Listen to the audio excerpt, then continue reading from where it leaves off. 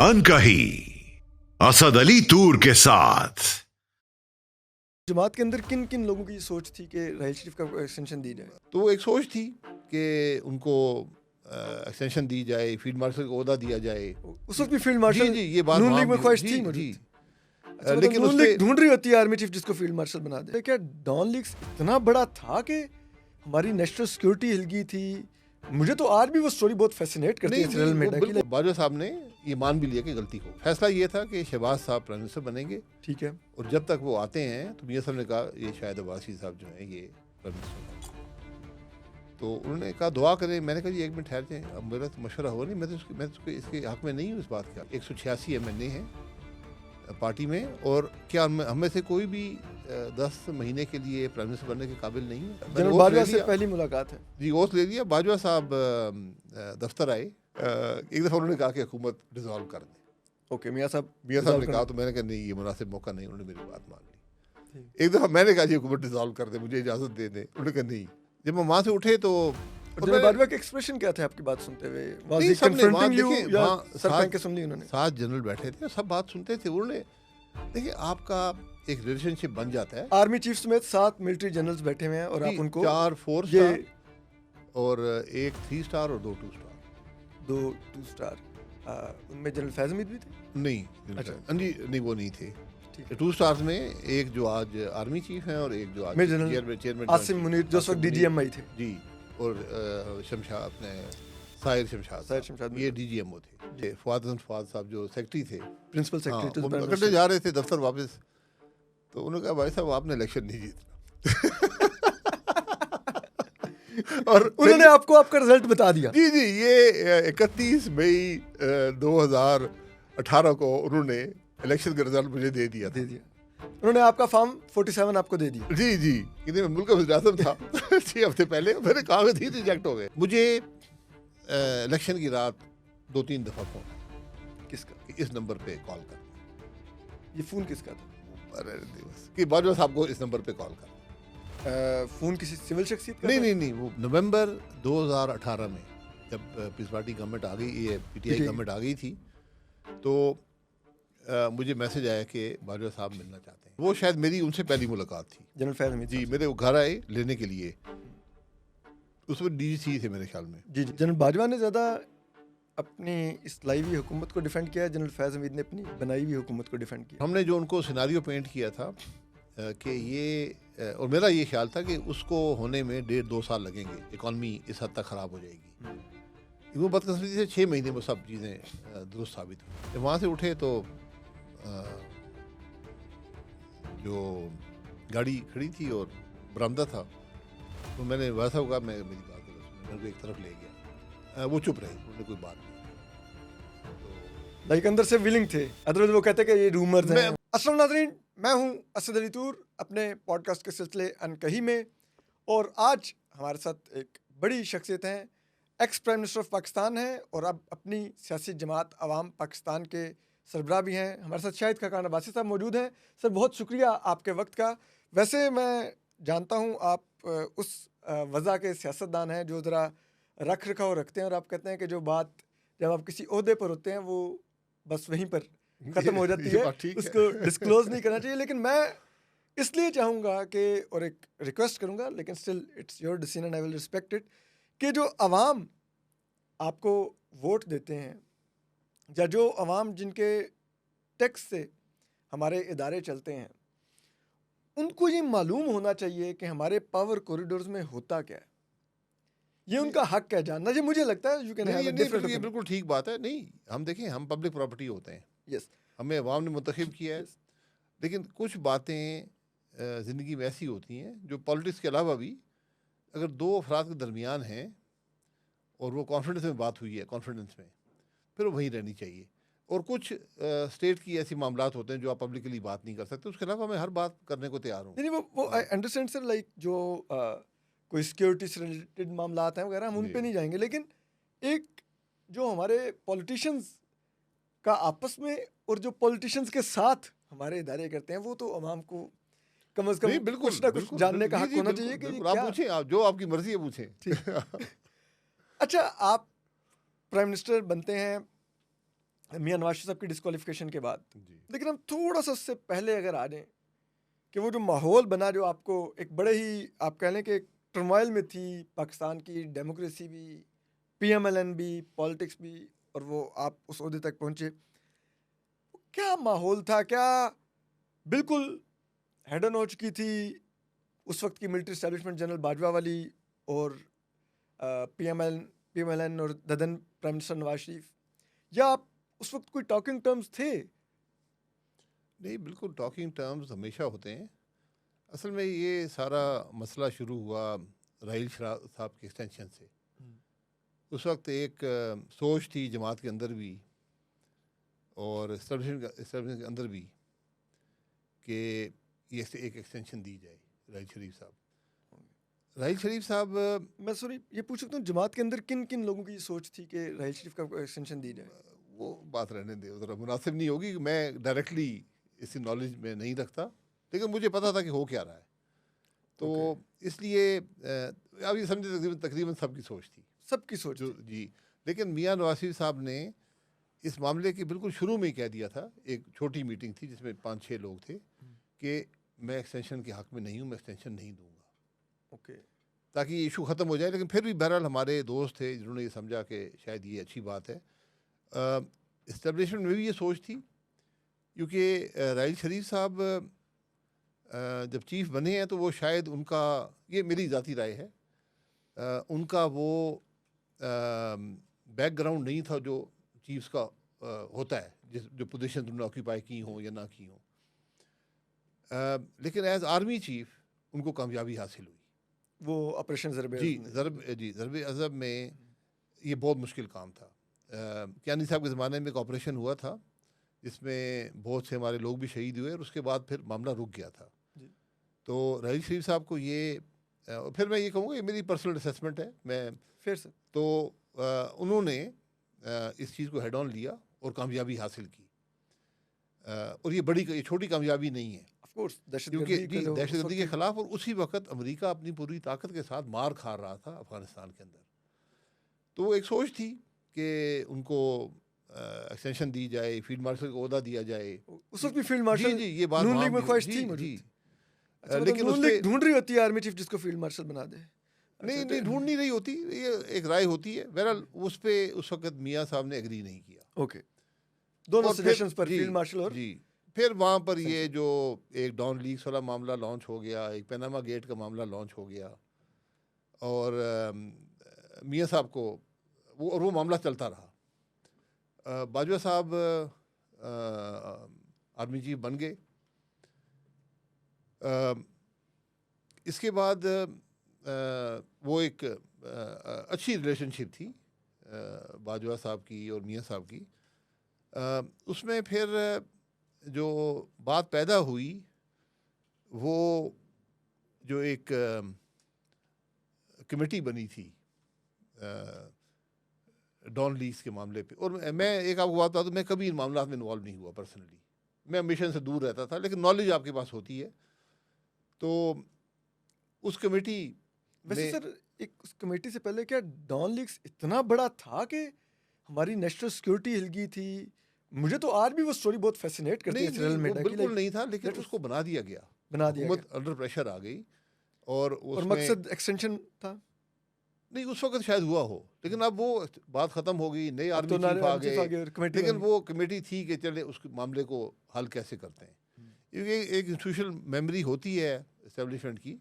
तो उस मामले को हल करने के लिए उसमें जो प्रेस रिलीज जारी हुआ उसके अंदर कुछ कमी थी, ये भाम था, जिस पर रिजेक्टेड का ट्वीट आ गया।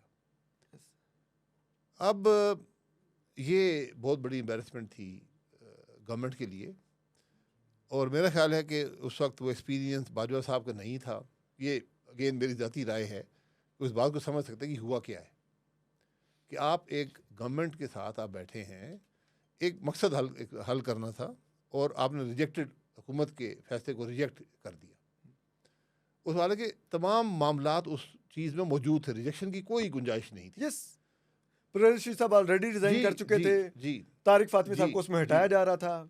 हालांकि ये भी बड़े मुश्किल फैसले थे सिविल गवर्नमेंट के लिए, लेकिन बहरहाल लेकिन उसके बावजूद वो रिजेक्टेड जब आ गया तो उसमें फिर उसमें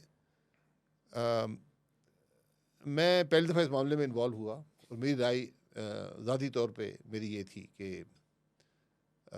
इसमें और फिर बाजवा साहब ने ये मान भी लिया कि गलती हो गई है। बाजवा साहब ने माना, प्राइवेटली सुना उन्होंने ऑफर किया कि हम आसिफ गफूर को हटा देते हैं।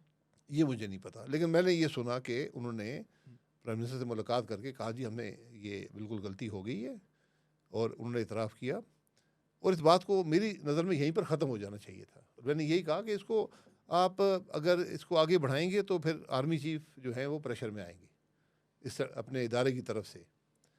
और बहरहाल वो फिर वो मामला एक उसको वापस लेने का पूरा एक स्टेटमेंट जारी हुआ, नेगोशिएट हुआ, जारी हुआ, और उससे फिर ये मामला बढ़ता गया। फिर आर्मी चीफ पे प्रेशर था, और उस वक्त बहुत से लोगों की राय ये थी कि अब हुकूमत नहीं रह पाएगी, हुकूमत के अंदर भी और हुकूमत से बाहर भी। आप भी उन लोगों में थे जिनको अंदाजा था कि अब हुकूमत नहीं बच पाएगी, या कम से कम मियां नवाज शरीफ साहब नहीं अब बचेंगे? नहीं, हाँ, मैं जब ये हो गया तो मैंने यही कहा था कि ये अब मुश्किल हो जाएगा। अब ये नहीं कि कोई साजिश है, कुछ है, लेकिन ये अब इदारे के अंदर एक ऐसा फौज में प्रेशर आएगा आर्मी चीफ पे कि उसको वो बर्दाश्त नहीं कर पाएंगे। और नए आर्मी चीफ थे, उनके 5-6 महीने हुए थे, तो वो फिर बहरहाल बात वहीं पे एक ख़राबी पैदा हो गई। एंड उसके बाद मियां साहब डिस्क्वालीफाई होते हैं, वो आपको प्राइम मिनिस्टर चूज़ करते हैं, आप ओथ लेते हैं। उसके बाद जो पहली आपकी मुलाकात है उस वक्त के आर्मी चीफ जनरल बाजवा से, उसमें कुछ कोई गुफ्तगू हुई, बात हुई टेम्परेचर नीचे लाने की और मामलात को बेहतर करने की आपने कोशिश की? क्योंकि आपको पता तो था कि साल एक में हम इलेक्शन में जा रहे हैं, और अगर इन हालात में इलेक्शन में जाएंगे तो छुरियाँ चाकू निकले हुए हमारे लिए। देखिए, पहली बात यह है कि जब वो मीटिंग हुई 29 तारीख को PM साहब के कमरे में, तो मैंने वहाँ रिफ्यूज़ कर दिया। मैंने कहा जी आपने ये जो निज़ाम बनाया है इसको मुझे, और आपने मुझसे तो मशवरा किया नहीं है, तो उनका फ़ैसला ये था कि शहबाज साहब प्राइम मिनिस्टर बनेंगे, ठीक है, और जब तक वो आते हैं तो मियां साहब ने कहा ये शायद अब्बासी साहब जो हैं ये प्राइम मिनिस्टर होंगे, तो उन्होंने कहा दुआ करें। मैंने कहा जी एक मिनट ठहर जाएं, अब मेरा तो मशवरा हो नहीं, मैं तो इसके हक़ में नहीं हूँ, इस बात के हक़ में। जब ये फैसला हो रहा था कि आपको प्राइम मिनिस्टर बनाया जाएगा, ये फैसला हो चुका, उन्होंने कहा दुआ करें।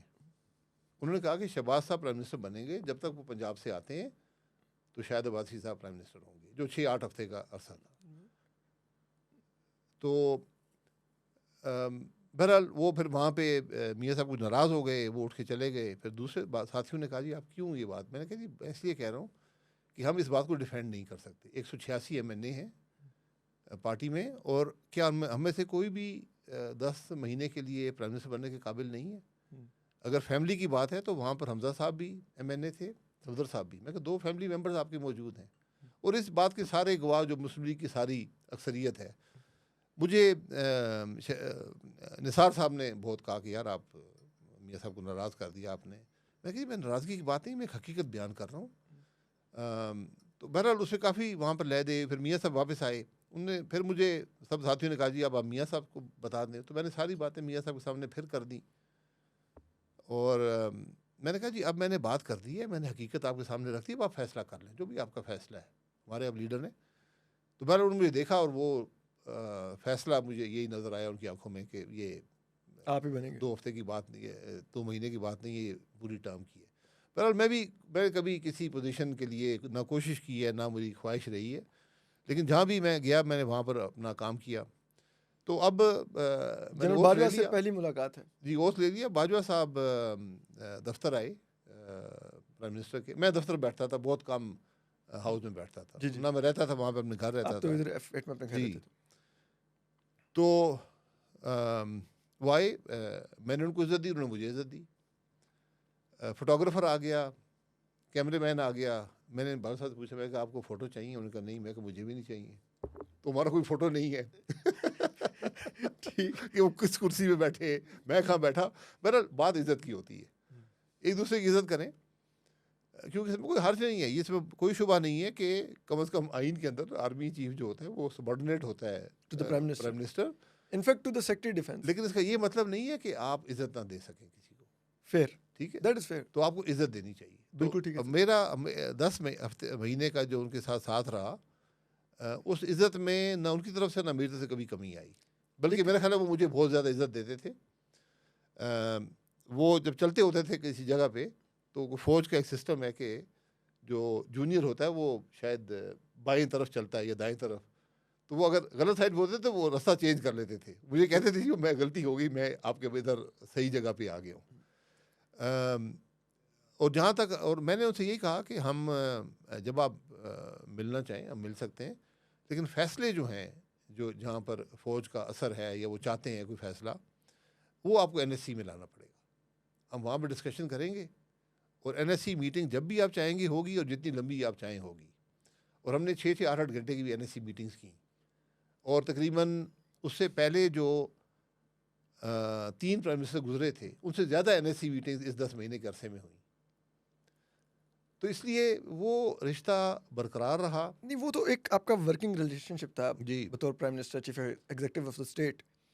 लेकिन जो एक नून लीग और फौज में एक जो दरार आ गई थी, मियाँ साहब और जनरल बाजवा में जो दूरियां पैदा हो गई थी, उसमें आपने कुछ रिफ्ट को ख़त्म करने की कोई कोशिश की? कोई जनरल बाजवा से आपकी बात हुई? नहीं कि बातें होती नहीं, लेकिन मैंने हमेशा पार्टी को डिफेंड किया।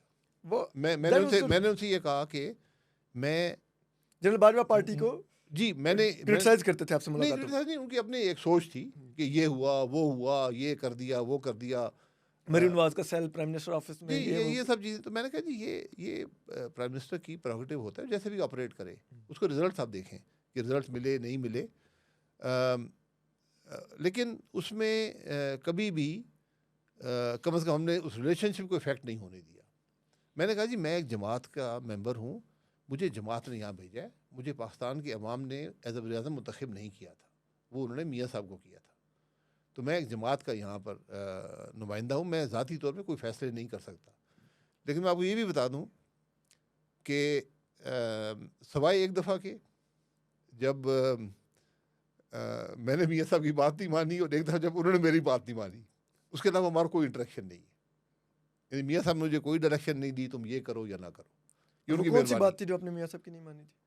वो रहने दे, वो बस होती है वो बातें कभी किताब में लिख देंगे, क्योंकि वो एम्बैरसिंग होगा हम सब के लिए। और सर एक बात उन्होंने ये मेरी भी वैसे नहीं बाय द मानी। वे ये भी अब हिस्ट्री का एक नया तरीका है कि अब हिस्ट्री वीडियो पर भी रिकॉर्ड हो रही है। नहीं ठीक है, वो बात जो दोनों यही थी। एक दफ़ा उन्होंने कहा कि हुकूमत डिसॉल्व कर दें, ओके, मियाँ साहब मियाँ साहब ने dissolve कहा, कर- तो मैंने कहा नहीं ये मुनासिब मौका नहीं, उन्होंने मेरी बात मान ली। एक दफ़ा मैंने कहा जी हुकूमत डिसॉल्व कर दे, मुझे इजाज़त दे दें, उन्होंने कहा नहीं इसको चलने और ये दें। किस मौके पर उन्होंने कहा और किस मौके पर ये कुछ इश्यूज हुए थे, सिविल मिलिट्री के ही थे? वो तकरीबन सिविल मिलिट्री नहीं थे, कुछ हालात ऐसे पैदा हो गए थे कि पॉलिटिकली ये बेहतर समझा गया था कि हुकूमत डिसॉल्व करके इलेक्शन में चले जाएं। अच्छा सर, एक चीज़ और जो मैं आपसे चाहूँगा अगर आप एक्सप्लेन कर सकें। आप इलेक्शन में जाते हैं 2018 के जुलाई के इलेक्शन में, if I am not wrong, उससे पहले आप कभी अपने उस हल्के में नहीं हारे हुए जहाँ से आप हमेशा इलेक्शन लड़ते थे मरी से। नहीं, मैं 2002 में भी हारा था। दो में, अच्छा, वो मुशर्रफ के दौर में, लाइक जी। Under martial law. जी नहीं मैं, वैसे अदरवाइज ये कोई मेरी खूबी नहीं है, ये नहीं, हल्के के I लोगों की understand. मेहरबानी है। लेकिन उस वक्त हम सबको आइडिया हो रहा था कि एक माहौल बना हुआ है, वो जिसे कहते हैं महकमा ज़राअत भी टिकटें सरेंडर करवाने के लिए एक्टिव हुआ था, जो नहीं कर रहे थे फिर RTS बैठ जाता था। आप फोर्सी कर रहे थे कि ये यहाँ तक आएगी बात के बावजूद इसके मैं 10वां प्राइम मिनिस्टर रहा और मेरा वर्किंग नहीं रिलेशन, मैंने 10 माह, अच्छा हाँ 10वां प्राइम मिनिस्टर रहा और उस 10 माह में मेरा एक वर्किंग रिलेशनशिप तो रहा। ख्वाजा आसिफ अगर फ़ोन करवा के अपना इलेक्शन रिजल्ट ठीक करवा सकते थे, तो मैं ये नहीं कह रहा कि आप फ़ोन करते, लेकिन एक इंसान का होता था ना कि यार they may not go this low with me, कि ये मेरा RTS बिठा के पूरा रिजल्ट ही बहरहाल फर्क वो कर दे। उनका अपनी सोच है, लेकिन बात ये है कि मुझे अंदाज़ा हो गया था। और उसकी जो इब्तदा थी वो मेरी आखिरी दिन जो था हुकूमत का, कि क्या हुआ आखिरी दिन? उसके अंदर उस दिन हमने शुरू किया कोयटा में स्टाफ कॉलेज से। स्टाफ कॉलेज को एड्रेस किया, मैंने क्वेश्चंस लिए, उनके जवाब दिए। हम वापस, बाजवा साहब भी साथ थे, हम वापस इस्लामाबाद आए। वहाँ पर जो स्टाफ को खुदा हाफिज़ वगैरह होते हैं वो हुआ। फिर NSC की मीटिंग हुई, वहाँ पर हमने कुछ, उस दिन भी एजेंडा था वो पूरा किया। फिर रस्मी जो बात होती है एक दूसरे के बारे में कि जी आपने चलें, अच्छा हमने एक सिलसिला 10 महीने चलाया है। जब वो ख़त्म हो गया तो फिर मैंने कहा जी रस्मी जो बातें हो गई कि एक दूसरे की तारीफ़ ही होती है कि आपने मेहरबानी ये वो। तो मैंने कहा ज़रा मेरी बात सुन ले, और इसके गवाह सारे मौजूद फिर मैंने सब बातें उनको बताई कि ये मुल्क क्यों नहीं चलता। तो जब मीटिंग ख़त्म हुई तो हम वहाँ से उठे तो फवाद हसन फवाद साहब जो सेक्रेटरी थे, जरा बता दें आपने क्या क्या बातें बताई? नहीं मैं वो बातें आइन के बारे में, वही मैं कि मुल्क अगर आइन के मुताबिक नहीं चलेगा, इस्टेब्लिशमेंट अगर अंडरमाइन कर रही होगी हुकूमत को, एजेंसीज भी कर रही होंगी, तो मुल्क नहीं चलता। बड़े क्लियर अल्फाज में और बड़ी एक जो बेहतर तरीका होता है।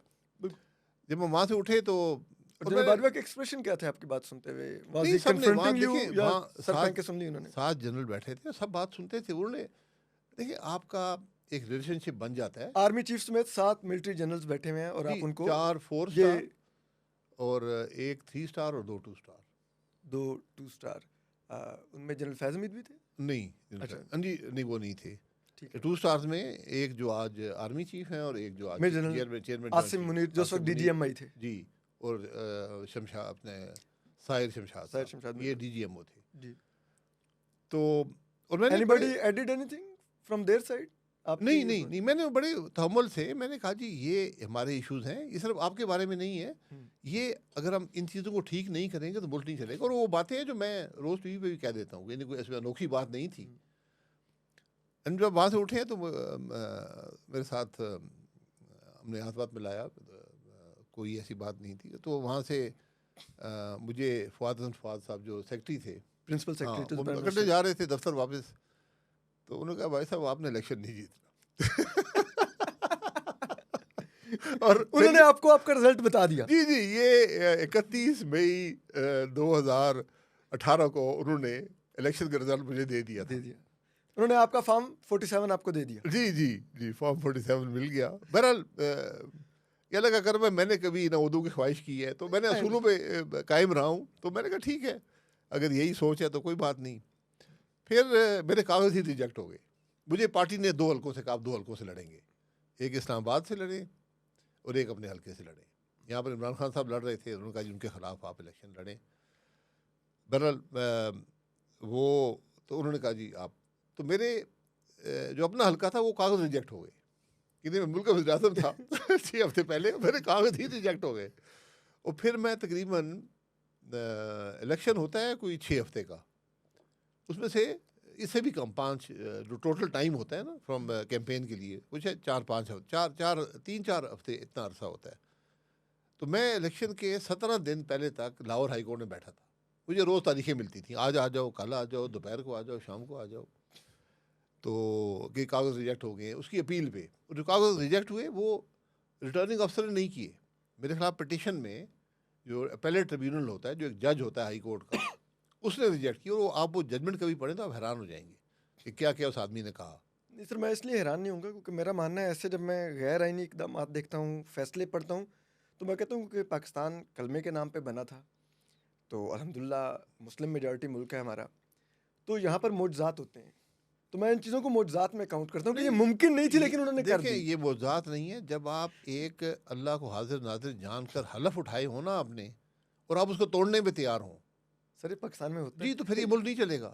मैं ये कह रहा हूँ इसीलिए नहीं चलता। इसीलिए नहीं चलता। जब इस मुल्क के आईनी ओहदेदार जिन्होंने आइन के तहत अल्लाह को हाजिर नाजिर जानकर अपना हलफ उठाया है और वो उसको तोड़ते हैं, वो हर रोज़ तोड़ रहे हैं, तो फिर मुल्क नहीं चलते। तो बहरहाल वो हो गया, इलेक्शन में हार गया। मैं कोई ना उसके बारे में मैंने कभी बात की। मुझे इलेक्शन की रात 2-3 दफ़ा फ़ोन आया। किसका? कि इस नंबर पे कॉल कर दें। ये फ़ोन किसका था? अरे दिवस कि बाजवा साहब को इस नंबर पे कॉल कर दें। फ़ोन किसी सिविल शख्सियत का नहीं था? नहीं नहीं, वो भी फौज जो फौज ताल्लुक से होते हैं। हाँ। मैंने कहा जी मैं माजरत चाहता हूँ। मुझे सुबह भी आया 11 बजे आप आपने कॉल। ख्वाजा आसिफ अली वो टेलीफोन की फैसिलिटी नहीं यूज़ की? नहीं, पता नहीं ख्वाजा साहब ने क्या किया उसका मुझे इल्म नहीं है, लेकिन मुझे कहा गया कि जी ये मामला दुरुस्त हो सकता है, आप ये कर लें। तो बहरहाल मैंने कहा जी मैं इलेक्शन 2002 में भी हार गया था, 6-7 मैंने जीते हैं, कोई ऐसी बात नहीं है, नाराज़गी की बात नहीं है। तो अब पता नहीं वो बाजवा साहब ने हरवाया, किसने हरवाया, ये अल्लाह बेहतर जानता है, किसी दिन पता चल जाएगा। लेकिन बहरहाल वो इलेक्शन जो था वो मैं नहीं जीत सका, और मैंने उसके बाद कोई ना अपील की ना कुछ की, बल्कि मेरे रिकाउंट का भी फैसला हो गया था और वो थैले भी बंद हो गए थे, रिटर्निंग अफसर ने बंद कर दिए थे, लेकिन वो रात को फैसला रिवर्स हो गया और मेरा रिकाउंट भी ख़त्म हो गया। और मुझे आज से तकरीबन 3 साल पहले एक डीएसपी मिले एक शादी में, ओके। और उन्होंने कहा जी कि मैं आपका बड़ा मुजरिम हूँ। मैं कहा यार मैं तो आपको जानता ही नहीं हूँ। उन्होंने कहा जी मैं कि साउथ पंजाब में था, डीएसपी था, तो मुझे टास्क दिया गया था कि आपका रिजल्ट चेंज करना है। तो हमने कोई 8 आदमी थे, तो हमने रात को बैठकर 35,000 वोट आपके इधर उधर किए, जो थैले खोल कर, जी। तो ताकि अगर रिकाउंट होती फिर भी मैं नहीं जीत सकता। मतलब उन्होंने रिकाउंट का भी इंतज़ाम कर रिकाउंट लिया में था? इंतजाम पहले कर लिया था। ये 2024 में बदकिस्मती से उस तरह नहीं हो सका लेकिन वहाँ पर इंतजाम पहले हो चुका था। तो बहरहाल वो मामला वैसे मेरी गुजर गया। इत्तला के मुताबिक 2024 में भी हुआ है सर। 9 फरवरी की रात को मुझे कुछ ज़राए ने बताया कि जो अब जिन कैंडिडेट्स ने इलेक्शन जीत लिया है फार्म 47 पर, उनको कहा गया है कि आप अपने लोग लेके आएँ, जी जी, वो और नो, वो जो वोट अब हमने फार्म 47 पर आपके बना दिए हैं उसके मुताबिक जी अब जी, वो 9 और 10 की रात को हुआ। जी जी यहाँ उसी इलेक्शन की रात को हो इलेक्शन गया की रात को था। उन्होंने, वो तो उन्होंने सुबह तक सब कर दिया था। मींस वो वाले लोग रिगिंग करने में ज़्यादा कॉम्पिटेंट थे। तो बहरहाल रिगिंग क्या होती है, बहरहाल वो हो गया। तो बहरहाल मैंने कभी इस बात को वो दिल पे नहीं लगाया, हो जाता है ये। बहरहाल ये सब गलत होता है, लेकिन बुरा होता है और मुल्क के साथ बुरा होता है। I agree. फिर मुझे मैं मुल्क से बाहर था, मुझे फ़ोन आया शहबाज साहब का कि मियाँ साहब ने फैसला किया कि अब लाहौर से इलेक्शन लड़ेंगे, बाई इलेक्शन लड़ेंगे। मैं कहा जी मैं इलेक्शन हार गया हूँ, मैं जमात के लिए हाजिर हूँ, लेकिन मैं बाई इलेक्शन नहीं लड़ूंगा। ख्वाजा आसिफ साहब ने मुझे फ़ोन किया, मेरी उनसे बहुत कुर्बत है। उनको मैंने यही बात कही, उन्होंने कहा यार पक्की बात है। मैं कहा बिल्कुल पक्की बात है। तो मैंने फिर भी इंतज़ार किया कि इलेक्शन की डेट गुजर जाए फिर मैं पाकिस्तान आऊँ। तो मैं पाकिस्तान उसके बाद आया, तो मियाँ साहब की तारीख चल रही थी कोर्ट में, मैं कोर्ट चला गया। उन्होंने वहाँ मुझे बुला लिया, उन्होंने कहा जी आप ने कागज़ जमा करवाए हैं। मैं कहा जी मेरा आपको मैसेज नहीं मिला कि मैं इलेक्शन नहीं, आप और लोग हैं उनको दें, लाहौर से किसी को दें, किसी और। उन्होंने कहा नहीं इलेक्शन आपने लड़ना है। मैंने कहा तो डेट गुजर गई। उन्होंने कहा नहीं आज आखिरी डेट है और सब बंदोबस्त हुए, आप सीधा यहाँ से लाहौर जाएँ, शनाख्ती कार्ड ले लाहौर जाएँ और आप कागज़ जमा करवाएँ। और उन्होंने कहा कि ये आपका नहीं, ये मेरा इलेक्शन है, ये जमात का इलेक्शन है, मेरा इलेक्शन है, आपने जाके कागज़ जमा करवाने हैं। मैंने वहाँ भी कुछ कोशिश की कि मामला आगे ना बढ़े, बचत हो जाए। कि हाँ, लेकिन उन्होंने कहा नहीं आपने जाना है। और उसके बाद मैं जब वहाँ से उठा तो मुझे वापस बुला लिया। उन्होंने कहा जी कि आपने कोई ख़र्चा नहीं करना, इस इलेक्शन का ख़र्चा जो है ये मेरा ज़ाती इलेक्शन है, मेरा हल्का है, मैं खर्च और सब अखराजात उसके उन्होंने बर्दाश्त किए। तो ये सारी कहानी है इसकी। अच्छा, उसके बाद अभी मैं हालात हादरा पे, तो उससे पहले 2 क्वेश्चन मैं और करना चाहूँगा। आपकी उसके बाद कितनी, जब आप अपोजिशन में आ गई नून लीग 18 के बाद, Imran Khan was the prime minister, कितनी मुलाकातें हुई जनरल बाजवा से? मेरी सिर्फ एक मुलाकात, जो इलेक्शन के थोड़े अरसे बाद हुई थी, जिसमें नहीं, वो इफ आई एम नहीं, नॉट रॉन्ग, मैंने सुना है कि आपको फेयरवेल के लिए उन्होंने बुलाया था। नहीं नहीं नहीं, कोई फेयरवेल नहीं था। ओके। बाजवा साहब ने जब मैं बना हूँ, उन्होंने एक बात मुझे कही थी कि आप कभी मेरे पास नहीं आएंगे, मैं आपके पास आऊँगा। और मुझे 3 घंटे लगते हैं हेलीकॉप्टर अरेंज करने में। जब भी आप मुलाकात की ज़रूरत समझें, आप MS को बता दें, मैं 3 घंटे में आ जाऊँ। और वो आए भी कई दफ़ा जब ज़रूरत पड़ी मामला डिस्कस करने के लिए। तो फेयरवेल वगैरह उसमें कोई नहीं था। एक दफ़ा ज़रूरत पड़ी थी, तो मैंने उनसे कहा कि मैं आपसे मुलाकात करनी है, कि इशू ऐसा था, अर्जेंट था।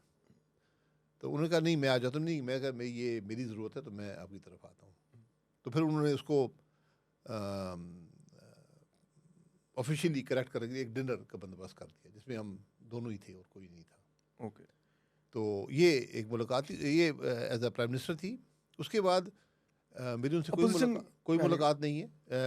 नवंबर 2018 में जब पीस पार्टी गवर्नमेंट आ गई, ये पीटीआई PTI गवर्नमेंट आ गई थी, तो मुझे मैसेज आया कि बाजवा साहब मिलना चाहते हैं।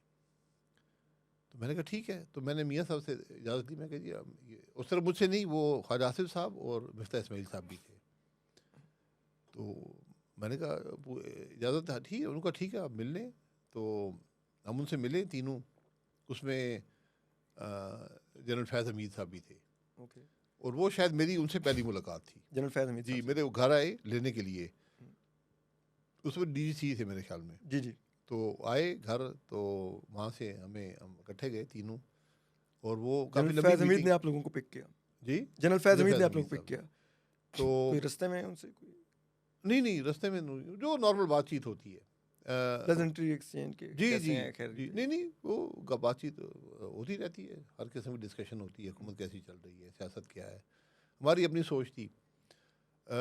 वो मीटिंग डिनर पे हुई, काफ़ी लंबी 4-5 घंटे की मीटिंग वो हुई। ज़्यादा हर बात वहाँ पॉलिटिक्स कम थी, इकॉनमी ज़्यादा थी ओके। कि मुल्क कहाँ पर जा रहा है, क्या करना चाहिए, क्या असरात होंगे। तो हमने उनको एक सिनारियो पेंट किया। हुकूमत की नाकामी बड़ी वाज़ेह हो चुकी थी उस वक्त, हालांकि कोई 4 महीने IMF हुए। प्रोग्राम की तरफ जा रहे नहीं थे। असद उमर साहब कह रहे थे हम जी बाहर जी से पैसा जी, पाकिस्तान फैसले नहीं भेजेंगे। कर सकते। 4 महीने हुए थे, अगस्त 3 महीने में, अगस्त सितंबर अक्टूबर नवंबर। तो उसमें वो सारी मीटिंग में फैज़ हमीद साहब भी, ज़्यादा डाइनिंग टेबल पे ही हुई बात, वो भी मौजूद थे। तो वहाँ बातचीत होती रही, गपशप भी होती रही। जनरल बाजवा ने ज़्यादा अपनी इस्लाही हुई हुकूमत को डिफेंड किया है, जनरल फैज़ हमीद ने अपनी बनाई हुई हुकूमत को डिफेंड किया। नहीं, हमने क्रिटिसाइज़ नहीं किया हुकूमत को। हमने कहा ठीक है, जो फैसला हो गया, लेकिन अब हमने उनसे कहा कि ये मामला नहीं चलेगा। और हमने जो उनको सिनारियो पेंट किया था कि ये और मेरा ये ख्याल था कि उसको होने में 1.5-2 साल लगेंगे, इकॉनमी इस हद तक ख़राब हो जाएगी। वो बदकिस्मती से 6 महीने में सब चीज़ें दुरुस्त साबित हुई कि वो इकॉनमी उस हद पे पहुंच गई जो मेरा ख्याल था कि 1.5-2 साल लगेंगे। तो उसमें कोई ऐसी बात नहीं थी। उसमें फिर जब वहाँ से निकले तो रात का मतलब 1 बजे के करीब का वक्त था। तो बाजवा साहब ने हमेशा मुझे बड़ी इज़्ज़त दी है, इसमें मैं हमेशा ये बात बयान करता हूँ ज़ाती तौर पे। और जब वहाँ से उठे तो जो गाड़ी खड़ी थी और बरामदा था, तो मैंने वैसा होगा, मैं मेरी बात ज़रा सुने, मैंने उनको एक तरफ ले गया। उस वक्त एक्सटेंशन की बात चल रही थी, वो जो जनरल बाजवा की अभी 1 साल पड़ा हुआ था, लेकिन बातचीत अखबार मैं कहा बात साहब आपके साथ वक्त गुजारा है और मैं आपका एहतराम करता हूँ, लेकिन ये एक्सटेंशन की तरफ मत जाएं, आपको भी बहुत ज़ाती तौर पर नुकसान होगा, फ़ौज के इदारे को भी होगा, और जो मुल्क है उसको भी होगा। इस तरफ बिल्कुल मत जाएं, इसमें आपकी इज़्ज़त भी है, इदारे की भी और मुल्क की बेहतरी भी इसी के अंदर है। वो चुप रहे, उन्होंने कोई बात नहीं की। तो लाइक अंदर से विलिंग थे, अदरवाइज वो कहते कि ये रूमर्स हैं। अब ये तो अल्लाह बेहतर जानता है कि उनकी क्या सोच थी, लेकिन उन्होंने कोई जवाब नहीं दिया। और फिर जब गाड़ी में बैठे, मैं फिर मैं कहा जी बाजवा साहब मेरी बात पे ज़रा गौर कीजिएगा। क्योंकि ये इत्तेफाक की बात है कि बाजवा साहब पहले आर्मी चीफ थे जिनसे मैं उम्र में बड़ा था। तो अच्छा, बाकी सारे आपसे उम्र में बड़े हैं। जी, राइस शरीफ साहब हमारे साथ के थे, लेकिन मुझसे उम्र में 1 साल बड़े थे। ओके। हमने अब गिनते हैं ना कि कौन सा पीएमए, तो वो 54 में गए थे, 54 पीएमए। तो हमारे साथ के जो लोग थे जो ये आर्मी में गए, वो 55 में गए थे। ओके, तो वो एक साल का फ़र्क था एज में। ठीक है। तो मैंने हमेशा उनसे कहता था, मैं कहा उम्र मुझसे छोटे वो था शायद आपके पास ज़्यादा ओदा आपके पास वो था आपके पास। पाकिस्तान की आइन से बाहर रह के ज़्यादा ताकतवर है, लेकिन नहीं, वैसे भी जब मैं एमएनए था तो शायद आर्मी जी एमएनए से ऊपर ही होता है। अच्छा, आपने वो मशवरा दिया, आप आ गए, लेकिन उन्होंने अल्हम्दुलिल्लाह आपका मशवरा नहीं माना। मुझे ये बताइए, उसके बाद इमरान खान साहब ने आपको जेल डलवा दिया, बहुत उन्होंने फ़ख्र से अमेरिका में जाके ऐलान किया कि like in a democratic country वो बता रहे हैं कि मैंने क्या किया है अपने मुल्क में, हमारे मुल्क में किस क्वालिटी की डेमोक्रेसी है कि जी। शाहिद खाकान कहता था जेल में डाल दो, मैंने डाल दिया। हाँ। डू यू थिंक आपको इमरान खान ने ही जेल में डाला था, या आपको लगता है कि जो इमरान खान साहब को लाए थे उन्होंने जेल में डाला था? देखिए ये कुछ पता नहीं है ना, मुझे इस बात की परवाह है, मुझे कोई से शिकवा नहीं है। मैं तकरीबन 2 साल मुशर्रफ साहब की जेल में रहा हूँ, कभी उनसे भी कोई शिकवा नहीं किया मैंने। यहाँ पर अजीब बात यह है कि अब इमरान खान साहब जो कहते हैं मैं ये नहीं करता था, ये फौज करती थी, इन बाजवा साहब करते थे। बाजवा साहब का ये कहना है, उन मुख्तलिफ लोगों, मुझे डायरेक्टली नहीं, लोगों को कहा है कि नहीं मैं नहीं था, ये इमरान खान साहब की ख्वाहिश थी। वो प्रूव करना चाहते थे कि ये सब लोग बड़े करप्ट हैं, ये हैं वो हैं। बहरहाल वो मामला गुजर गया, कोई ऐसी बात नहीं है। जेल के दौरान में कोई रब्ते हुए आपसे? नहीं नहीं, कोई रब्ते। बाय द वे मुझे कोई लोग आए, उन्होंने कहा जी हम बात कर लें आपके बिहाफ पे। मैं कोई ज़रूरत नहीं है, मैं कहा ये मैंने कोई जुर्म किया हुआ नहीं है, तो इसलिए मुझे कोई उनसे वो किसी से वो नहीं चाहिए मदद। ये उनके फैसले हैं, उनको कोई इससे फ़ायदा हासिल होता होगा तो ठीक है, वक्त गुजर जाएगा। This shell pass to. जी जी बिल्कुल। अच्छा, अब आखिरी इस टॉपिक पर सवाल, अब रिटायरमेंट के बाद जनरल बाजवा का आपसे कोई रब्ता हुआ कभी? नहीं, रिटायरमेंट से बाद मेरी उनसे मुलाकात नहीं हुई। रिटायरमेंट से पहले, उनकी रिटायरमेंट के आखिरी 15 दिनों में मैंने 2 उनसे मुलाकातें की, ओके, ख़ुद अपनी मर्ज़ी से। लेकिन उसकी नॉलेज मियां नवाज शरीफ साहब को थी, ठीक है। जब ये चेंज ऑफ चीफ्स हो रहा था, और मैंने उनसे यही उन पर एम्फसाइज़ किया कि आप की सबसे बड़ी लेगेसी ये होगी कि ये एक स्मूथ ट्रांजिशन ऑफ पावर हो। जनरल बाजवा क्या एक और एक्सटेंशन चाह रहे थे? मेरे पास डायरेक्ट नॉलेज नहीं है, लेकिन उस मुलाकात में, दोनों मुलाकातों में आपने क्या रीड किया कि कहीं कोई ख्वाहिश थी अंदर? मेरी दबी रीडिंग हुई ये थी चिंगारी कि थी? अगर उनको एक्सटेंशन ऑफ़र की गई या दी गई तो वो एक्सेप्ट करेंगे। लेकिन बहरहाल ये दिल की हालात अल्लाह ही जानता है। और कुछ ख्वाहिशात थी पॉलिटिकल पार्टीज़ के अंदर भी, और तमाम पॉलिटिकल पार्टीज़ में, कि इनको एक और एक्सटेंशन मिल जाए। हाँ इमरान खान साहब ने तो ऑन रिकॉर्ड कह दिया था कि इनको आप अगले जी इलेक्शन तक जी, चीफ रख तो लें। वो ये बात चल रही थी। देखिए मेरा उन पर एम्फेसिस दोनों मीटिंग्स में, और एक मीटिंग के गवाह भी हैं। लेकिन मैंने उसको यही एम्फसाइज़ किया, उन्होंने बहुत सी बातें की, अपनी सोच, वो काफ़ी की एक सोच थी जो पहले भी इजहार कर चुके थे, वहाँ भी उन्होंने किया। क्या सोच तो थी? मैंने उनसे यही कहा कि मुल्क में क्या होना चाहिए, कैसे होना चाहिए। मैंने उनसे कहा, मैं कहा जनरल एक साहब, आउट गोइंग आर्मी चीफ बता रहे थे कि मुल्क में क्या होना जी चाहिए, तो इसका जी, मतलब है वो नहीं जाना चाह रहे थे ना, बहरहाल मैंने ये कहा तो अल्लाह ताला ही क्योंकि जानता उनको नहीं है। लगता था कि वो आउट गोइंग जी, है, तो मैंने ये इसलिए बता रहे एम्फसाइज़ किया, मैं कहा भाई साहब आपकी सबसे बड़ी कंट्रीब्यूशन इस मुल्क के लिए, इस इदारे के लिए ये होगी कि ये बिल्कुल एक uncontested smooth transition of power हो जाए, जिसको भी सिलेक्ट करती है सिविल गवर्नमेंट, आप उस पर। थे। जनरल बाजवा क्या किसी कैंडिडेट की हमायत कर रहे थे कि आप स्मूथ ट्रांजिशन मांगने के? देखिए ये भी बात कहना मुश्किल है, ये बात कहना मुश्किल है, बट बहुत सी बातें थी कि इसकी हिमायत है, उसकी मुखालफत है, ये चलता रहता है। Civil government normally outgoing chief से पूछती नहीं है कि किसको होना चाहिए, नहीं होना चाहिए, और वो जब और ना ही उस आर्मी चीफ को इसमें कोई हिस्सा लेना चाहिए, पूछें भी तो ये मामला ख़राबी की तरफ ले जाता है। आई सेकंड यू, और मैं समझता हूँ कि पाकिस्तान जैसे मुल्क में अनफॉर्चुनेटली प्राइम मिनिस्टर एक ही दिन तो चीफ एग्जीक्यूटिव द स्टेट होता है, जिस दिन वो आर्मी नहीं चीफ नहीं, ये अपॉइंट कोई करता बात है। नहीं। देखें ये अदरवाइज तो सारा दिन अंडरमाइन होता रहता है हर नहीं नहीं नहीं, साल। कोई ऐसी बात नहीं है। देखें आप अपना काम करें, आप अपना काम करें, आपके पास इख्तियारात हैं, आपके पास वो ताकत है, अपना काम करें। आप हर एक हमारे मुल्क में एक जिसे कहते हैं ना कि वो ग्राउंड रियलिटीज़ भी हैं, उसके अंदर रहकर आपको काम करना पड़ता है। लेकिन ये नहीं कि आप किसी के ताबे हैं, लेकिन आप किसी से मुतसादिम होना भी मुनासिब बात नहीं है। लेकिन आपने क्या उन दो मुलाकातों में, क्योंकि बाद में ये तो ऑन रिकॉर्ड बात है, ख्वाजा आसिफ साहब ने फ्लोर ऑफ द हाउस कहा कि हमने वापस भेजी है समरी, एक नाम नहीं था उसमें। तो जो हम उस वक्त सुनते थे, मैं तो रिपोर्ट भी कर रहा था कि जो उस वक्त के CGS थे, लेफ्टिनेंट अज़हर अब्बास साहब और ये जो जनरल फैज़ हमीद, ये सब लोग देवर गैंग्ड अप के आसिम जनरल आसिम मुनीर का नाम नहीं जाएगा इसमें, और सिविल गवर्नमेंट की ख्वाहिश थी कि वो नाम आए, तो क्या आप वो प्रोसेस स्मूथ कराने के लिए मिले थे? नहीं, मुझे उस प्रोसेस को इल्म नहीं था, ना मेरा उससे कोई ताल्लुक था और ना मैं इन मामलों में कभी पढ़ता था। देखिए ये जो है ना समरी जो आती है, ये डिफेंस मिनिस्टर की मर्जी से आती है, उसके पास अगर अप्रूव ना करे वो नहीं आती। तो ख्वाजा ने कहा भी ना कि हमने वापस भेजी है समरी, ये मुझे इल्म नहीं है। उन्होंने उस फ्लोर ऑफ द ज़माने में हाउस ऐसी कहा कोई था बात speech हुई थी, लेकिन क्यों भेजी इसका कोई इल्म नहीं था। बहरहाल वो समरी आई, उसमें ना CGS कुछ कर सकता है, ना कोई DGSI कुछ कर सकता है।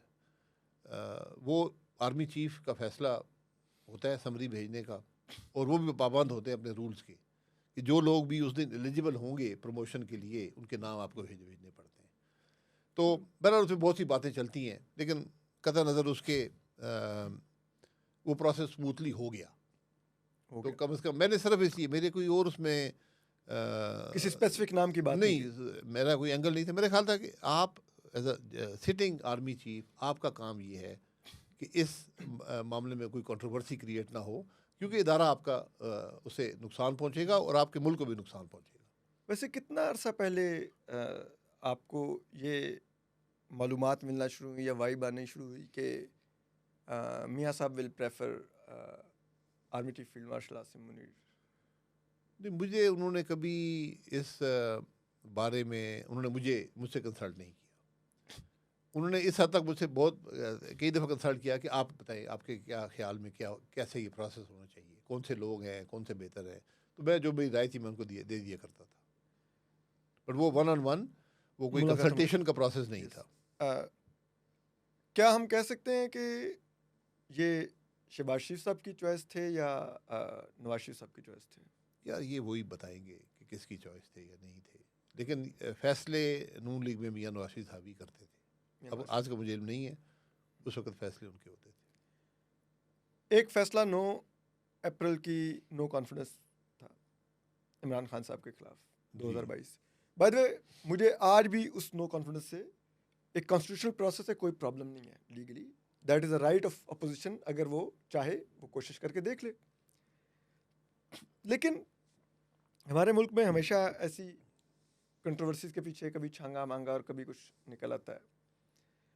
क्या उस वक्त ये फुटप्रिंट था, आप लोगों को कहीं ना कहीं से वाइब थी कि मिलिट्री एस्टेब्लिशमेंट भी उस वक्त की ये चाह रही है कि इमरान खान साहब को घर भेजा जाए, और उसके बाद आप सब लोग एकदम एक्टिवेट होना शुरू? देखिए इसका जवाब तो नहीं, हम तो एक्टिवेट थे ना, PDM मौजूद थी, PDM अपोजिशन कर रही थी। जब इमरान खान साहब ने वोट ऑफ कॉन्फिडेंस लिया, जो उनको ज़रूरत नहीं थी, मार्च में उन्होंने अपनी स्ट्रेंथ दिखाने के लिए लिया, हफीज शेख वाला इलेक्शन हार के जी, तो उस दिन भी हम इमरान खान साहब का मेजॉरिटी नहीं थी। सुबह तक 8 MNA बैठे रहे कि हम क्या फैसला करते हैं, अपोजिशन क्या फैसला करती है, हमारे साथ आने को तैयार थे, और वो अगर माना जाते तो नंबर्स पूरे ना होते। और इसके बाद में भी बाजवा साहब ने भी इसकी तायद की है कि मैंने उनको नंबर्स पूरे करके दिए, और इमरान खान साहब ने भी शायद ये बात मानी है कि उन्होंने नंबर्स पूरे कर। इसका मतलब ये है कि इमरान खान साहब मेजॉरिटी लूज़ कर चुके थे। मेरे साथ ज़ाती तौर पे दूसरे लोगों से रब्ता था, मेरे साथ तकरीबन 21 से 25 MNAs PTI के मेरे साथ रब्ते में थे कि हमसे कोई आगे का वादा कर दें तो हम छोड़ देंगे, हम जी, तो हम कॉन्फिडेंस या नो कॉन्फिडेंस वोट में नहीं आएंगे। तो और उनमें से, और मैंने उनसे पूछा, मैं कि उन्होंने कहा जी हम हल्के में जाने के काबिल नहीं है, जमात की क्रेडिबिलिटी, उसकी परफॉर्मेंस इतनी पुअर है कि हम हल्के में जाते हैं, लोग हमारी बेइज्जती करते हैं। तो इसलिए ये बड़ी क्लैरिटी है कि इमरान खान साहब खो चुके थे अक्सरियत। लेकिन ये भी एक हकीकत है कि अगर बाजवा साहब चाहते तो वोट ऑफ नो कॉन्फिडेंस ना होता, इतना उनका असर था सारे प्रोसेस पर। एक मुलाकात तो उन्होंने आप लोगों से की भी, सुना है, जब vote of no confidence table हो गया कि आप लोग नहीं, मैं कभी ऐसे प्रोसेस का हिस्सा नहीं रहा।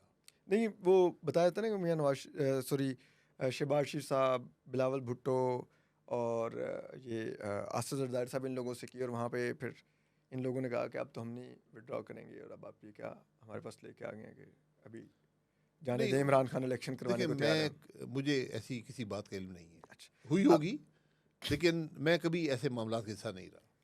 अब मुझे बता दीजिए, वोट ऑफ नो कॉन्फिडेंस के बाद इलेक्शन में जाने या ना जाने के बारे में आपकी क्या राय थी? नहीं, बड़ी मेरी बड़ी क्लियर राय थी, और मैं उसका इजहार टीवी पे भी कर चुका था कई प्रोग्राम्स में। मैंने कहा कि हमें हुकूमत बनानी ही नहीं चाहिए, क्योंकि आप अगर वोट ऑफ कॉन्फिडेंस नहीं लेंगे तो हुकूमत ऑटोमेटिकली असेंबली टूट जाएगी। तो आप सीधा इलेक्शन में जाएं, क्योंकि इमरान खान की क्रेडिबिलिटी इतनी ख़त्म है कि मेरे ख्याल में 40 सीटों से 50 सीटें इससे ऊपर उनके लिए पॉसिबल नहीं था, और हमें एक नया स्टार्ट मिलेगा, क्योंकि हम तो इस असेंबली के ख़िलाफ़ थे जिसमें बैठे हुए थे। हमने कहा ये रिग्ड असेंबली है, यस, मैं उसी के अंदर हम कैसे बैठ सकते हैं। बहरहाल इस पर काफ़ी डिबेट हुई, जमात के अंदर भी, पीडीएम के अंदर भी। लेकिन मेरा ख्याल ये, मेरा अगेन कोई पर्सनल नॉलेज, मैं किसी मीटिंग में ऐसा नहीं रहा, जरदारी साहब हावी हुए, वो प्रिवेल कर वो गए। प्रिवेल कर गए, और उन्होंने मियाँ साहब को कन्विंस कर लिया कि नहीं, हमें कुछ अरसा रहकर कुछ रिफॉर्म्स करने हैं, कुछ कानून ठीक करने हैं, और उसके बाद फिर जिसमें हम, नैब का कानून था, जिसमें नैब का कानून भी था। ताकि वो केसेस हमारे खत्म नहीं हो नहीं सकें, या जिसे कहते हैं स्लो हो सकें, ताकि we can contest an election. नहीं, उससे फ़र्क नहीं पड़ता था, लेकिन वो हकीकत थी कि नैब के कानून को तब्दील करने की ज़रूरत थी, और उस पर एग्रीमेंट भी हो चुका था। उस गवर्नमेंट के अंदर कमेटीज़ बनी थी, पीटीआई की, नहीं उससे पहली गवर्नमेंट जो 2013 से 18 वाली गवर्नमेंट थी, एग्रीमेंट भी हुआ था कि क्या अमेंडमेंट्स करनी है नैब के लॉ में। लेकिन जब वो मियाँ साहब पे बना ये पनामा। पनामा वाला इशू, वो सब भागे, फिर वो अमेंडमेंट नहीं हो सकी। तो हमने कहा तो उसी की बुनियाद पे अमेंडमेंट हम कर देते हैं, ताकि कंसेंसस क्रिएट हो जाए। बहरहाल, लेकिन ये भी बड़ा क्लियर था कि एक दफ़ा हुकूमत जब चल पड़ी, फिर तो छोड़ना ज़रा मुश्किल हो जाता है। मज़ा आने लग जाता है प्रोटोकॉल। वो बाय द वे, मैं बिल्कुल नैब लॉ को डिफेंड नहीं कर रहा। ये एक डिक्टेटर का लाया हुआ कानून है, और ये हमेशा से पॉलिटिकल इंजीनियरिंग के लिए यूज़ हो रहा है, सिंस 2000 और आज तक हो रहा है। तो इसलिए मैं तो बिल्कुल इसको, कानून को नहीं डिफेंड करता। लेकिन क्या आप आज अगर देखें कि जो हमें एक बयानिया, जो आप उस वक्त हिस्सा थे इस जमात का, या पीडीएम देती थी, वो था कि मईशत डिफ़ॉल्ट हो रही है, उससे बचाना है। दूसरा, हमें बताया जाता था कि अगर इमरान खान आ गया तो वो जनरल फैज़ हमीद को आर्मी चीफ बनाएगा, ये इलेक्शन रिग करेंगे, ये सब कुछ करके, और फिर अपोजिशन जेलों में अदलिया ख़त्म वगैरह वगैरह। तो इस सब को रोकने के लिए ये ज़रूरी है कि ये अभी कंटिन्यू किया जाए सिस्टम। तो क्या आपको क्या लगता है कि पीडीएम बशमूल नून और पीपल्स पार्टी के जहन में वो गवर्नमेंट कंटिन्यू करने के पीछे जो असल वजह थी, वो आर्मी चीफ की तैनाती थी? वो हर हाल में नवंबर 2022 तक रहना चाहते थे कि आर्मी चीफ हम अपनी चॉइस से लगाने। लेकिन मेरा नहीं ख्याल ये बात दुरुस्त है। ये बात हकीकत होगी कि ये सब बातें डिस्कस हुई होंगी किसी फोरम पर। मैं किसी ऐसी फोरम का हिस्सा नहीं था जहाँ ये बातें डिस्कस हुई हैं। मैंने भी सुना है, हो सकता है कुछ हकीकत भी हो, लेकिन मेरा नहीं ख्याल। अगर आपने सिर्फ आर्मी चीफ की बात थी, तो आप आर्मी चीफ किसी वक्त भी अपॉइंट कर सकते हैं, हुकूमत अपॉइंट कर देती। पहले इमरान खान साहब ने 4 महीने पहले अपॉइंटमेंट कर दी थी, तो वो कोई ऐसी बात नहीं है, वो आप कर सकते थे अगर सिर्फ वो एक फोकस होता। लेकिन मेरा फोकस ये था कि हम कुछ इकॉनमी को बेहतर कर लेंगे, फिर हम जाएंगे इलेक्शन में, जो दुरुस्त नहीं साबित हुआ, उससे नुकसान जो बैकफायर कर गया, जी, बल्कि पूरा पॉलिटिकल कैपिटल इसमें बर्न हो गया। कैपिटल ख़त्म हो गया। अच्छा, अब सर एक चीज़ मैं पूछना चाहता हूँ, और मैं इस पर कभी कभी सोचता भी हूँ। ज़्यादा ना सोचा करें सियासत पे। अनफॉर्चुनेटली हमारी फील्ड ऐसी है कि हम वो, मुझे लगता है कि सहाफ़ी और सियासतदान दो लोग ऐसे होते हैं कि जिनका लाइफस्टाइल भी उनकी प्रोफेशन ही बन जाता है। वो ताल्लुक भी वही हो जाते जी, हैं। वो नॉर्मल लोग नहीं होते। हाँ। तो मियां नवाज शरीफ साहब ने आपको अपने भाई पर तरजीह दी, प्राइम मिनिस्टर बनाया, आपको लाहौर में हल्का देके वापस असेंबली में लाए, आपके साथ एक उनका बड़ा ज़ाती ताल्लुक भी बहुत बेहतर रहा। उस सब के बाद आपको ऐसा क्या गिला हुआ कि आपने नून लीग छोड़ दी? मेरा कोई गिला नहीं है, 900 का था ना, आज है। फिर छोड़ी क्यों? मियाँ साहब से एक ज़ाती ताल्लुक़ है जिसका मैं बहुत एहतराम करता हूँ। I know sir. मेरे वाले साहब का ताल्लुक़ था, मियाँ साहब का ताल्लुक़ है। मियाँ साहब की बहुत शफ़क़त भी रही है, मेहरबानियाँ भी रही हैं, लेकिन मियाँ साहब ये भी गवाही देंगे कि मैंने कभी उनसे कोई चीज़ मांगी नहीं है।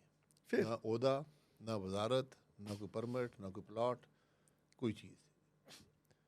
और मैंने मेरे दूसरे दोस्त भी गवाही देंगे कि मैंने हमेशा मीटिंग्स के अंदर अपनी बात की है, जो मेरे जहन में था। मैंने कभी कोई बात छुपाई नहीं है। या वो नहीं किया जो लीडर सुनना चाह रहा है जी कि उसकी वो ख्वाहिश को पूरा करें। आम लोग यही करते हैं कि वो तो उसमें काफ़ी हमेशा मेरा एक ऑब्जेक्टिव या डिसेंटिंग व्यू पॉइंट, जैसे भी आप समझे, वो रहा है। और मैंने कहा कि जब ये फैसला भी मियाँ साहब ने किया तो मैंने उसको कबूल नहीं किया था, और मैंने अब दलील भी दी थी क्यों कबूल नहीं किया। मुझे मियाँ साहब ने 2019 में कहा कि आप पार्टी का ओहदा लें, नंबर 2 पोजीशन। शहबाज साहब शायद जेल में थे, और पार्टी को ज़िंदा रखें।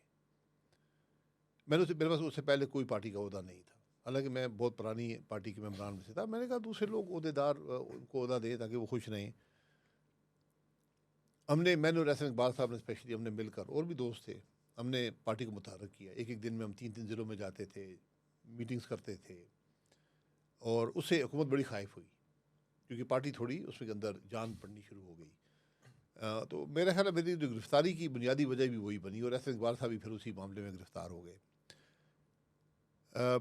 मेरे लिए ये बहुत मुश्किल फ़ैसला था। जहाँ पर एक ज़ाती ताल्लुक़ होता है वहाँ पर आपकी एक ज़िम्मेदारी भी होती है, और ज़िम्मेदारी सियासत में असूल की होती है।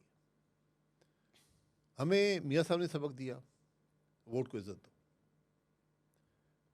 मियाँ साहब 3 दफ़ा वज़ीर-ए-आज़म बने, लेकिन उनकी सियासत का रूज 2021 का गुजरांवाला का जलसा था, जब उन्होंने ओपनली एक एंटी एस्टैब्लिशमेंट स्टैंस और नैरेटिव क्रिएट किया। नाम लिया पाकिस्तान की तारीख में पहली दफ़ा सिटिंग आर्मी चीफ और डीजीएसआई का उन्होंने नाम लिया कि ये जिम्मेदार है। और आप यकीन करें, मैं पीडीएम का जनरल सेक्रेटरी था, और मौलाना साहब तो हम बैठे हुए थे, तो वो स्टेज अलहदा था। तो बहुत से वहाँ पर जो हमारे एमएनए एमपी आए थे, उन्होंने इसरार किया नहीं हम भी स्टेज पे बैठेंगे। वो ज़बरदस्ती आकर बैठ गए। जब मियाँ साहब ने नाम लिया तो वहाँ से एक इनखला कहते हैं, इनखला शुरू हो गया। स्टेज पे ना नजर आए। 15 सेकंड में वो स्टेज खाली हो गया। तो बहरहाल तो मैं उस नैरेटिव के साथ था। मैंने जब पीडीएम की हुकूमत बनी, पीडीएम की हुकूमत नहीं थी, पीपल्स पार्टी और पीएमएलएन की कोलिशन गवर्नमेंट थी। पीडीएम में पीपल्स पार्टी छोड़ चुकी थी, तो मैं उसका हिस्सा नहीं बना। मियाँ साहब ने मुझे बहुत इसरार किया कि नहीं, आप जो वजारत मल्टीपल वजारतें ले लें, आप काम करें। मैं कहा नहीं, मैं काम कर दूंगा पेट्रोलियम और पावर में, जो भी आप चाहते हैं या वज़ीर-ए-आज़म साहब चाहते हैं, लेकिन मैं वज़ीर नहीं बन सकता। मैंने काम किया। बहरहाल वो फैसले नहीं होते थे, तो 10-12 महीने के बाद मैंने वो भी छोड़ दिया। मैंने जब पार्टी का ओहदा लिया था सीनियर नायब सदर का, तो मैंने उस वक़्त मियाँ साहब को भी, नवाज शरीफ साहब को भी, शहबाज साहब को भी और मरीम बीबी, तीनों को अलहदा 1-on-1 मीटिंग मैंने कहा कि जब भी इस पार्टी में एक जनरेशनल चेंज आएगी, और हमें नज़र था, लगता था वो आएगी, कि या हमजा साहब आए, मरीम बीबी आए, जो भी आएंगी, तो मैंने कहा कि मैं उस वक़्त पार्टी का ओहदा या हुकूमत का ओहदा नहीं रख सकता उन हालात में, क्योंकि ना ये उस शख्स के लिए बेहतर होगा, ना ये मेरे लिए बेहतर होगा। हमने ये देखा था बेनज़ीर साहिबा जब बनी थी, क्योंकि मैं कहा हम मियाँ नवाज शरीफ साहब के दोस्त हैं, हम उनके साथी हैं, तो ये मेरे लिए और सब के लिए बड़ा मुश्किल होता है। हमने बेनज़ीर साहिबा का देखा था, उनके अंकल जो थे वो बहुत उनके लिए पहली हुकूमत चल नहीं पाई थी। जी बिल्कुल। तो उसके बाद ये सारा मामला चलता रहा। मियाँ साहब ने मरीम बीबी को नॉमिनेट कर दिया सीनियर नायब सदर। मैंने उसी दिन अपना इस्तीफ़ा लिख के भेज दिया मियाँ साहब को, शहबाज साहब को, उस पोजीशन से। लेकिन मैं पार्टी के साथ था, मैं पार्टी का इलेक्शन में लड़ना था, मैं नहीं बनता। आप मरीम साहिबा के साथ काम नहीं कर रहे थे? मरीम नवाज नहीं, साहिबा किसी के साथ भी। मैंने पहले कह दिया था कि मैं जनरेशनल चेंज में मैं नहीं, ना हमारे लिए मुनासिब है, ना उस शख्स के लिए मुनासिब है, अगर ये जनरेशनल चेंज आता है। उसमें फिर ये जो सारे हालात पैदा हुए, मियाँ साहब ने बुरा मनाया आपके इस्तीफे को? नहीं बुरा नहीं मनाया उन्होंने बुरा मनाने की बात नहीं है ना, मैंने वो ओहदा मांगा था और मैंने उनको पहले बता चुका था, कोई ऐसी नई बात नहीं थी। फिर जो मुल्क के हालात थे, मैंने 4-5 दफ़ा मैं लंदन जाके मियाँ साहब से मिला और मैंने उनको बताया कि ये आज मुल्क के हालात हैं और कम से कम ये सियासत मुझे काबिल कबूल नहीं है कि आज जिस तरह पॉलिटिकल वर्कर को मारा जा रहा है, MNAs को उठाया जाता है, मारा जाता है, रॉयल्टीज बदली जाती है। मैंने कहा इसका हिसाब हमें देना पड़ेगा। इक़्तिदार में हम लोग हैं, नून लीग इक़्तिदार में है, ये हम बर्दाश्त नहीं कर पाएंगे, ना इस दुनिया में ना शायद आखिरत में ये हम जवाब दे पाएँ। मियाँ साहब ने सब बातें सुनी, उन्होंने कुछ इस पर एंगेजमेंट नहीं की, मुझसे कोई जवाब उन्होंने मुझे नहीं दिया। बिलाखिर मैंने उनको बता दिया कि मैं इलेक्शन नहीं लड़ सकता।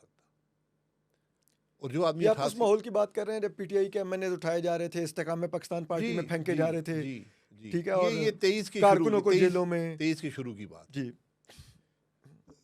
कारकुन की हद तक मैंने कभी भी रिएक्शन नहीं देखा सियासत में कि कारकुन के घर को भी, कारकुन को भी जो कुछ कर नहीं रहा जी। ये 9 मई से पहले की बात है, मेरा मार्च की बात है। तो बहरहाल मैंने उनको कह दिया कि जनाब मैं इलेक्शन नहीं लड़ सकूँ। वो जो आदमी तकरीबन 35 साल से इलेक्शन लड़ रहा हो जमात की तरफ से, ये बहुत मुश्किल फ़ैसला होता है, क्योंकि एक तो आपकी सियासत बहुत मुतासिर होती है, दूसरा जैसे आपने कहा सियासत में दोस्ती भी वही होती है, आपकी सोशल लाइफ भी वही होती है, दोस्त भी वही होते हैं और सब कुछ ख़त्म हो जाता है। बिल्कुल, ये बहुत मुश्किल फ़ैसला होता है किसी भी सियासी वर्कर के लिए।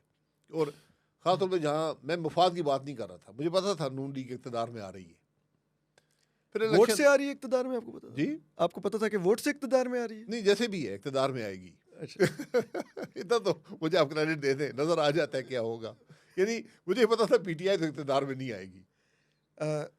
आपको नज़र आ रहा था कि एक और रिग्ड इलेक्शन होने जा रहा है और नून लीग इक़्तिदार में आ रही है? जी, बड़ा वाज़ेह था।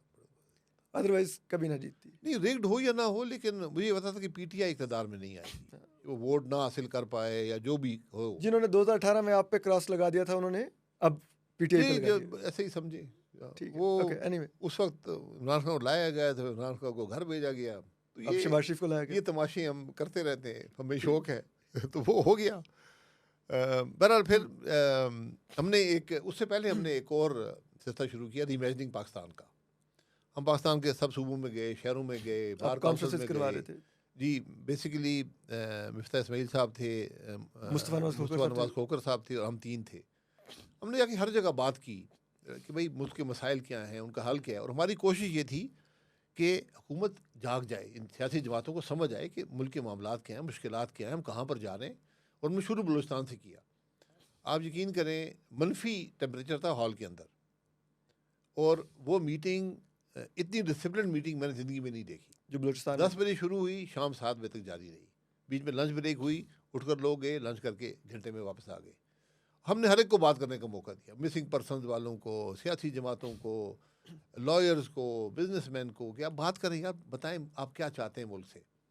तो हमने ये डायलॉग क्रिएट किया रीइमेजिनिंग पाकिस्तान के नाम से। फिर ये सोच पैदा हुई जब हुकूमत ख़त्म हुई कि इलेक्शन में हिस्सा लिया जाए। तो मैंने उससे कहा, मैं कहा देखें ये इलेक्शन जो हैं ये मुतफ़ाना नहीं हो सकते, क्योंकि एक बड़ी वाज़ेह एक सोच है कि एक जमात को नहीं आने देना। जिस तरह 18 में सोच थी कि नून लीग को नहीं आने देना, और ये भी एक हकीकत है कि उस इलेक्शन 18 के इलेक्शन से तकरीबन 10 दिन पहले एक सर्वे हुआ जिसके अंदर नून लीग की 95 से ज़्यादा सीटें आ रही थी, और उसको काट कर तकरीबन 55-60 पे लाया गया जी। तो ये भी यहाँ पर ये, तो मैंने कहा ये, और इलेक्शन के वहाँ पर जमातें बननी शुरू हो गई। एक वो जनूबी पंजाब मुआज बन गया जी जी, फिर नून को तोड़ आपकी वो एक IPP बन गई जी, बाप बन गई, बाप उधर वो बन चुकी थी पहले। फिर आपकी परवेज़ खटक साहब ने जमात बना ली। तो मैंने कहा इस तमाशे में हमें हिस्सा नहीं लेना चाहिए, इलेक्शन के बाद देखेंगे क्या होता है। 2024 के इलेक्शन से पहले, 2024 के इलेक्शन से पहले बहरहाल वो सब कुछ, और मुझ पर हल्के का बहुत दबाव था। क्योंकि मेरे हल्के में सिर्फ एक सियासी ताल्लुक़ नहीं है, एक ज़ाती ताल्लुक़ है। लोग को मैं एहतराम करता हूँ, मेरा वो एहतराम करते हैं, तो एक ज़ाती माहौल वाली बात होती है। तो मेरे बड़ा दबाव था कि आप नहीं, आप आज़ाद लड़ लें, मैंने कहा जी मैंने ही नून लीग बनाई है पिछले 35 साल में, अब मैं आपके आके कहूँ कि नहीं एक सीट की खातिर आप वो उसको वोट ना दें मुझे वोट दें। मैं कहा आप अपना फैसला कर लें, मैं इलेक्शन में। उन्होंने कहा बेटे को, मैं कहा जी बेटा अगर मैं खुद कायल नहीं हूँ एक बात का तो बेटा आगे क्या करेगा। बहरहाल वो अल्लाह ने करम किया कि मैं उसमें अपनी जगह पर कायम रह सका। और आज मुझे हर शख्स कहता है नहीं आपका फैसला दुरुस्त था, उस वक्त हम आपसे नाराज़ थे। तो बहरहाल ये सारे हकायक हैं इस बात के। अच्छा, आपने जमात छोड़ दी, अपनी पार्टी अब आपने अवाम पाकिस्तान बनाई है। आपके जो एक और साथी री इमेजिनिंग पाकिस्तान में आपके साथ थे, पूरे पाकिस्तान में जो आपने कॉन्फ्रेंसेस करवाई, उनका नाम है मुस्तफ़ा नवाज़ खोखर। वो क्यों नहीं, हम तो एक्सपेक्ट कर रहे थे कि आप तीन का ट्रायो मिलके ये पार्टी बनाने जा रहा है, तो मुस्तफ़ा नवाज़ खोखर क्यों नहीं आपका हिस्सा बने? देखिए मुस्तफ़ा साहब से उनके वालिद साहब जब डिप्टी स्पीकर थे, मैं उस वक्त असेंबली से उनके साथ हूँ। मुस्तफ़ा नवाज़ साहब जो हैं, मैं ये समझता हूँ कि पाकिस्तान की फ्यूचर पॉलिटिक्स में एक इम्पॉर्टेंट शख्सियत होंगे। प्रोग्रेसिव और प्रोग्रेसिव, उनकी सोच बहुत अच्छी है। मेरा उनसे रस्मी मुलाकात थी 2023 से पहले। रस्मी मुलाकातें थी, हम सेनेटर थे, कभी मुलाकात हो जाती थी, पुरानी बात कर लेते थे, एक इलाके के थे, लेकिन कोई ऐसी ज़ाती ताल्लुक़ नहीं था। वो वहाँ पर कायम हुआ। तो मैंने ये देखा कि उनकी सोच, और फिर जो उन्होंने फ़ैसला किया सेनेट की सीट छोड़ने का एक बड़े प्रिंसिपल इशू पर, तो उससे मैं बहुत मुतासिर हूँ। और मेरा ख्याल है कि उनका एक ऐसा आदमी मुल्क की सियासत का सासा बन सकता है अगर हम उनको मौका दें। यहाँ पर वो बिल्कुल हमारे साथ थे, पहले दिन से थे। उनकी सोच आज भी है, आप वो देख लें, जो वो भी बात करते हैं जो हम करते हैं। लेकिन फॉर्मली उन्होंने अभी तक जमात ज्वाइन नहीं की। उन्होंने आपने अपने दावत ऑप्शन दी? वो अपने हल की जी आपने दावत दी? जी हमने उनको कहा है। वो कहते मुझे आप वक्त दें, मैं सोच में आपके साथ हूँ, हर तरह से साथ हूँ, लेकिन मैं अपने मशवरा करके ख़ानदान से हल्के के हालात देखकर, हर हल्के के अपने हालात होते हैं, तो वो अपना फ़ैसला करेंगे।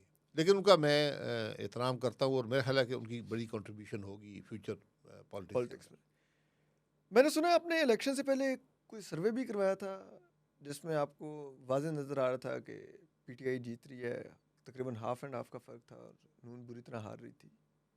नहीं, हमने सर्वे इलेक्शन से पहले नहीं कराया। हमने इस साल के शुरू में कराया था करवाया था। कि क्या प्रोसेस है पॉलिटिकल। क्या रिजल्ट था उसका? पीटीआई लैंडस्लाइड से जीत रही थी। लैंडस्लाइड से जीत लैंडस्लाइड रही से, और लोग पॉलिटिकल प्रोसेस से मायूस हो चुके थे। बड़ा खौफनाक किस्म का रिज़ल्ट था। वो काफ़ी एक्सटेंसिव वो सर्वे था, लेकिन उसके रिज़ल्ट्स बड़े ही पेचीदा और मेरे ख्याल है कि मुल्क के लिए बड़े मनफी नज़र आते थे। और सबकी सबकी बात यही थी कि जो मुल्क के अंदर इलेक्टोरल प्रोसेस है, इस पर लोगों का एतमाद उठ गया। सबसे खौफनाक बात ये थी।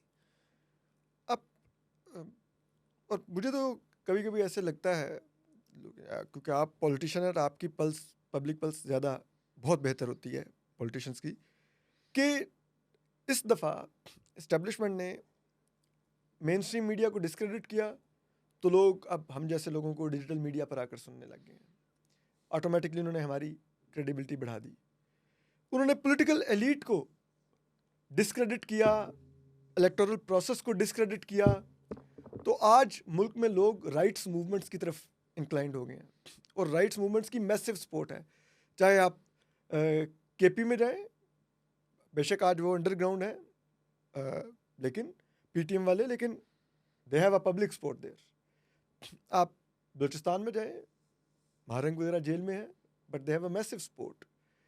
आज़ाद कश्मीर में वो अवामी एक्शन कमेटी बनी, they were not politicians, shopkeepers और ये सब लोग थे, they had a massive support. वो पूरी गवर्नमेंट को घुटनों पर ले आए। तो आपको नहीं लगता कि अब शायद ये मुल्क उस तरफ जा रहा है कि जहाँ पर अगर कल खुदा ना खास्ता यहाँ पर बांग्लादेश या श्रीलंका या नेपाल जैसे हालात पैदा हो गए, तो ना तो लोग फौज को न्यूट्रल प्लेयर के तौर पे लेंगे, जैसे उन मुल्कों में लिया, एक ट्रांजिशन हुई, फौज ने करवाई, और ना ही शायद आप पॉलिटिशियंस को लोग उस वक्त सुनेंगे, आपकी मानेंगे। नहीं, ये बात एक हकीकत है। जब निज़ाम नाकाम हो जाता है तो फिर एनार्की आती है। वही निज़ाम बन जाता है।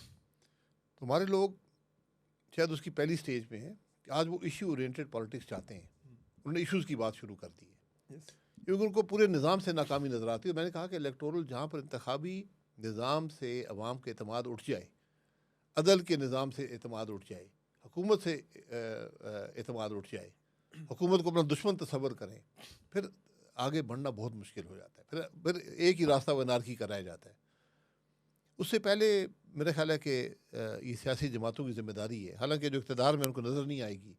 पीटीआई इंतशार का शिकार है, लीडरशिप उनकी, क्योंकि वो एक शख्स की जमात है, उसी के ऊपर सारा उसका फोकस रहता है।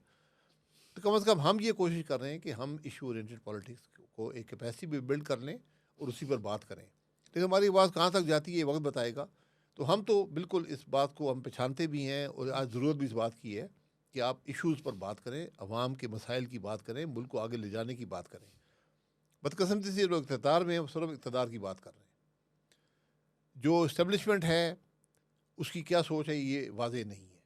क्या वो इस निज़ाम को सपोर्ट कर सकते हैं? क्योंकि आपका जो पॉलिटिकल प्रोसेस है सिर्फ वो फेल नहीं हुआ। पॉलिटिकल प्रोसेस में अफराद होते हैं।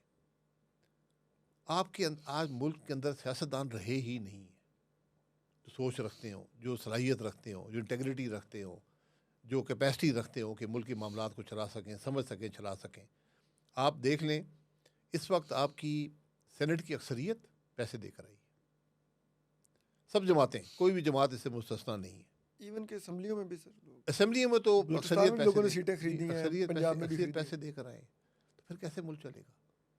जब आपकी इखलाकी कदरें इस हद तक गिर जाएं कि आपके मुंतखब नुमाइंदे जो हैं वो सीट खरीद वो के सीट खरीद के बैठे हुए हैं, तो आप इस निज़ाम को कैसे ख़त्म करेंगे? अब जब जो सीट खरीदता है इक़्तिदार भी उसके पास है और वो पैसे बनाएगा।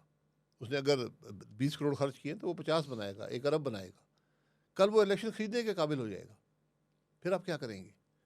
ये हमारे लिए सबसे बड़ी मुश्किल आज ये, इसलिए मैं हमेशा से बहुत मुखालिफ रहा हूँ प्रोपोर्शनल रिप्रेजेंटेशन का। लेकिन शायद आज वक्त आ गया है कि पाकिस्तान के निज़ाम को 2 मेजर तब्दीलियाँ आपको करनी पड़ेंगी। एक, आपको इंतज़ामी बुनियाद पर नए सूबे बनाने पड़ेंगे। ओके और बेसिकली मेरी उसमें राय ये है कि जो डिवीजन्स अंग्रेज़ वाले थे 34-35 उस पर सूबे बना दें। इसमें तहफ़्फ़ुज़ात हैं सूबों के अंदर, उनको दूर करना पड़ेगा। ऑब्जेक्टिव डिबेट होनी चाहिए ना, सिंध में क्या तहफ़्फ़ुज़ात हैं, पंजाब में क्या हैं, केपी में क्या है, बलूचिस्तान में क्या है। क्योंकि इस तब्दीली के बग़ैर आपके मुल्क का आगे चलना बहुत मुश्किल हो गया है।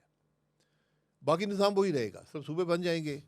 और दूसरा, प्रोपोर्शनल रिप्रेजेंटेशन होगी, यानी एक जमात इलेक्शन लड़ेगी पूरे पाकिस्तान में, जितनी उसको वोट मिलेगा उसके हिसाब से मुतनासिब नुमाइंदगी के हिसाब पर जो वो नाम देंगे कि ये लोग MNAs होंगे। मैं आपकी बात को अगर समझ सका हूँ और व्यूवर्स के लिए मैं थोड़ा इसको एक्सप्लेन करना चाह रहा हूँ, आप मुझे करेक्ट कर दीजिए कि आप ये चाह रहे हैं कि लाइक एक इलेक्शन हो जिसमें एक जमात का सरबराह इलेक्शन लड़ रहा हो और फिर जो उसका वोटों में शेयर हो, उस वोटों में शेयर की बुनियाद पे उतनी शेयर ऑफ सीट्स उसको दे दी जाए कि वो नॉमिनेट कर दे कि मैं शाहिद खाकान अब्बासी साहब को चाहता हूँ, मैं मिफ्ता इस्माइल साहब को चाहता हूँ, मुस्तफा नवाज खोखर साहब को चाहता हूँ, and they will get the seats. जी जी, सिर्फ शख्स नहीं, जमात होगी ना। जमात एसोसिएटेड एक फ़र्द के साथ। PMLN मियां नवासी साहब से एसोसिएटेड है, पीपल्स पार्टी जरदारी साहब से है, PTI इमरान खान साहब से है, मौलाना साहब से JUI है। इस तरह तो वो जितनी सीटें ले लें, जितनी वोट लें, इतनी सीटें उनको दे दें। और अगर इस दफ़ा वो गलती करेंगी, मतलब मैं अपने सारे रिश्तेदारों को ले आता हूँ, मैं नाअहल लोगों को ले आता हूँ, पैसे लेके बना देता हूँ, अगली दफ़ा दुरुस्त हो जाएगा मामला, लोग आपको वोट नहीं देंगे। तो हालांकि मैं इसके ख़िलाफ़ इसलिए होता था कि ये बहुत ताकत दे देता है पार्टी सरबराह को। लेकिन पार्टी सरबराह भी अगर इस ताकत का गलत इस्तेमाल करे तो एक ही दफ़ा करेगा, दूसरी दफ़ा उसको मौका नहीं मिलेगा। तो शायद आज आपको बड़ी बेसिक रिफॉर्म्स की ज़रूरत है, इसके बगैर मुल्क आगे नहीं चलेगा। इसके बगैर नहीं चलेगा। अब मुझे ज़रा ये बता दीजिए कि आपने कहा कि फ़ौज की मुझे नहीं पता पॉलिसी क्या है, लेकिन हमें तो लगता है कि पॉलिसी बहुत वाज़ेह है, किसी को कोई एम्बिग्यूटी नहीं है। और सुहेल वड़ाई साहब को तरदीद की गई इंटरव्यू की, लेकिन सुहेल वड़ाई साहब कहते हैं मैंने इंटरव्यू का तो वर्ड यूज़ ही नहीं किया, मैंने तो मुलाकात का वर्ड यूज़ किया था। तो उसमें वो अपनी जो गुफ्तगू जो वो शेयर करते हैं बकौल सुहेल वड़ाई साहब के, कि आर्मी चीफ साहब से गुफ्तगू में उनको एहसास हुआ कि ये अगले 5 से 10 साल का एक रोड मैप इनके जहन में है मुल्क की तरक्की का, कि पाकिस्तान तरक्की याफ्ता मुल्कों में आ सकता है। तो उधर तो क्लैरिटी है कि किस तरह से निज़ाम चलेगा। तो इवन के अमेरिकी सदर डोनाल्ड ट्रंप सब को भी पता है कि पाकिस्तान में असल आदमी कौन है। वो बार बार कहते हैं कि the strong man and the most important man Pakistan में वो army chief field marshal Asim Munir साहब को कहते हैं। और यहाँ तक कि मुझे तो वो बड़ी दिलचस्प भी लगी कि उन्होंने जब अपने 800 अमेरिकी जर्नलों से खिताब किया तो उनकी तो वो सॉरी टू से बेइज्जती कर रहे थे, लेकिन वहाँ पर भी वो तारीफ़ पाकिस्तान के आर्मी चीफ की कर रहे थे। तो अमेरिका को भी एहसास है कि पाकिस्तान में कौन सबसे इम्पोर्टेंट आदमी है and who is calling the shots. तो आपको लगता है कि ये इतना कंट्रोल्ड सिस्टम ये कंट्रोल बरकरार रख पाएगा, या ये एक हाउस ऑफ कार्ड्स की तरह किसी भी वक्त कोलैप्स कर सकता है? 9 मई हमने कभी नहीं सोचा था कि लोग कंटोनमेंट्स में घुसेंगे। लोग घुसे, छोटे पैमाने पर घुसे जत्थे, लेकिन घुसे। हमने कभी नहीं सोचा था कि अगर एक दफ़ा वेव चल पड़े कि इस पार्टी को नहीं इस्टेब्लिशमेंट ने आने देना, तो लोग फिर भी मैसिवली निकल के उसको वोट करें। लोगों ने वो भी किया 8 फरवरी को। तो ये वो खौफ के बैरियर हैं जो बारी बारी टूट रहे हैं पाकिस्तान में। तो आपको लगता है कि एक तीसरा बैरियर भी जो पाकिस्तान में कभी नहीं हुआ, कि कोई तकसीम स्क्वायर टाइप मनाजर यहाँ पर भी क्रिएट हो जाए? नहीं, मैंने कहा ना, एनार्की की तरफ आप जा रहे हैं। अब आप उसको कैसे हल करते हैं ये आपका काम है। कि जब आप खुद निज़ाम या आइन की परवाह नहीं, रूल ऑफ लॉ नहीं होगा, तो फिर लोग भी शायद एहतराम करना छोड़ दें कानून का। ये एनार्की होती है। अब आर्मी चीफ की क्या सोच है, क्या उनका असर है, ये वक्त ही बताएगा। लेकिन ये मामला पहले कभी चले नहीं, हमने ये देखा है। अयूब खान साहब का वक्त था, यहिया खान साहब आए, ज़िया-उल-हक साहब आए, मुशर्रफ साहब आए, तो ये निज़ाम चलता नहीं है। क्योंकि आपका एक आइन है, लोगों ने उस आइन को कबूल किया। वो रिश्ता है, वो बुनियादी रिश्ता है रियासत का और अवाम का। अगर आप उससे बाहर जाएंगे तो मेरी राय ये है, और एक मुल्क के अगले 5-10 साल में क्या होगा, ये बहुत मुश्किल है पाकिस्तान के हालात में किसी के लिए भी ये इस्टेब्लिश करना। जो इस्टेब्लिशमेंट होती है उसकी ये ट्रेनिंग ही नहीं होती कि वो मुल्क के सिविल मामलात को समझ सके, मुल्क की इकॉनमी को समझ सके। आप पाकिस्तान में 30 आइंस्टाइन ले आए, अपने एक्सपर्ट्स ले आए अपने अपने फील्ड के, मुल्क नहीं चलेगा। इसीलिए सियासतदान की ज़रूरत होती है जो इन सारे इशू को नेविगेट करता है। अब सर मुशर्रफ साहब थे, उन्होंने बहुत अच्छी बातें की शुरू में। मैं जेल में था, हमने पढ़ा कि ये एजेंडा वो लेकर आए हैं। हमने कहा चले अल्लाह करे ये एजेंडा इम्प्लीमेंट हो जाए, मुल्क तो चल पड़ेगा। लेकिन वो कुछ नहीं हो पा। वो उनके पास चॉइस थी, दुनिया में किसी शख्स को ला सकते थे, लेकिन नहीं हुआ। इसलिए इस बात को हमें समझना पड़ेगा कि सियासतदान एक ज़रूरत होते हैं, लेकिन वो सियासतदान जो अवाम का एतमाद रखते हों, जिनकी सलाहियत हो और जिनकी इंटेग्रिटी हो, जो काम कर सकें। तो ना फ़ौज भी मुल्क का हिस्सा है, अगर हम फ़ौज को भी अलहदा नहीं कर सकते निज़ाम से, लेकिन जो रिलेशनशिप्स हैं वो आइन के मुताबिक होनी चाहिए। अगर उसमें आप कोई कमी बेशी चाहते हैं उसको तब्दील कर लें, आइन को तब्दील कर लें।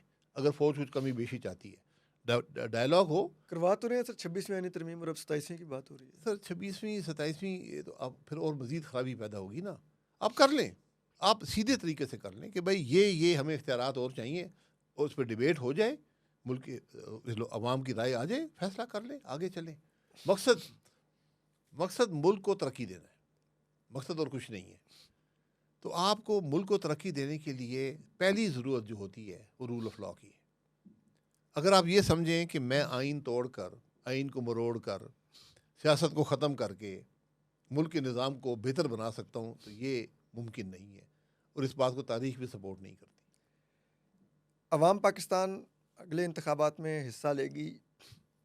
आप मुल्क भर में कैंडिडेट्स खड़े करेंगे, खुद प्राइम मिनिस्टर के कैंडिडेट होंगे, या आप समझते हैं कि फ़िलहाल आपका टारगेट ऐसा है कि आप इतनी नशिस्तों पर खड़े होना चाहते हैं और इतनी नशिस्तें हासिल करना चाहते हैं कि आप किसी गवर्नमेंट का कोलिशन का हिस्सा बन सके?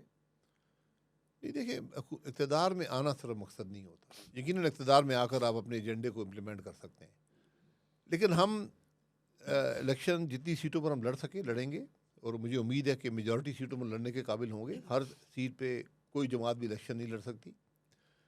तो हम उसी पर काम कर रहे हैं कि हर ज़िले में एक बेस बन जाए जमात की, और वहाँ पर उम्मीदवार भी आपके साथ आएँ, आप उम्मीदवार पैदा कर सकें, अवाम के अंदर एक सोच पैदा कर सकें, और उसके बाद आप इक़्तिदार में, हर कीमत पर इक़्तिदार में आना तो सबसे बड़ी नाकामी होती है।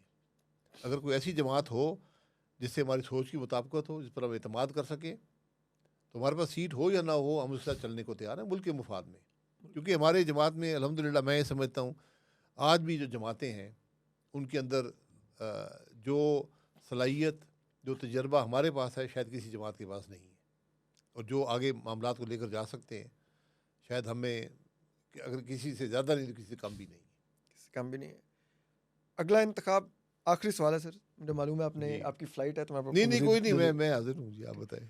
आखिरी सवाल ये है सर कि अब जब भी इलेक्शन होगा,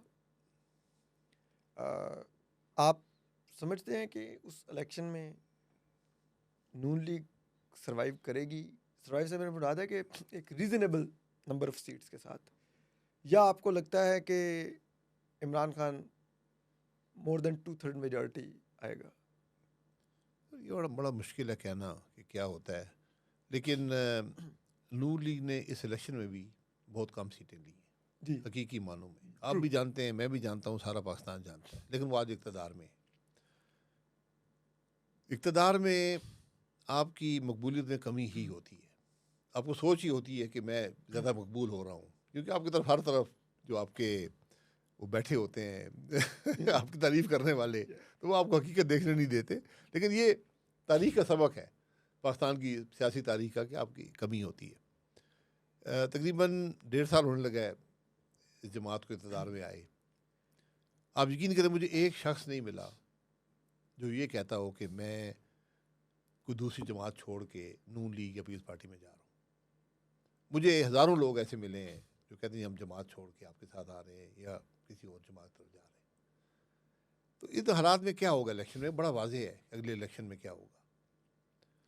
और फिर अगर आप उसके अंदर मुदाखलत की कोशिश करेंगे तो आप मुल्क को मज़ीद तेज़ी से एक इंतशार, एक अनारकी की तरफ लेकर जा रहे हैं।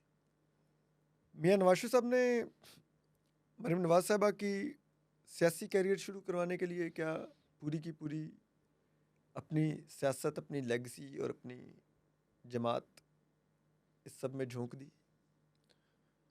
ये तो आप मुख्तलिफ राय हो सकती है, लेकिन ये एक हकीकत है कि मियाँ साहब आज जमात के सरबराह हैं। जो कुछ इलेक्शन में हुआ या नहीं हुआ उसकी ज़िम्मेदारी मियाँ साहब पर है। उसके बाद जो कुछ हो रहा है ये ज़िम्मेदारी भी मियाँ साहब की है। वज़ीर-ए-आज़म भी उनके बनाए हुए हैं, वज़ीर आला भी उनकी बनाई हुई है।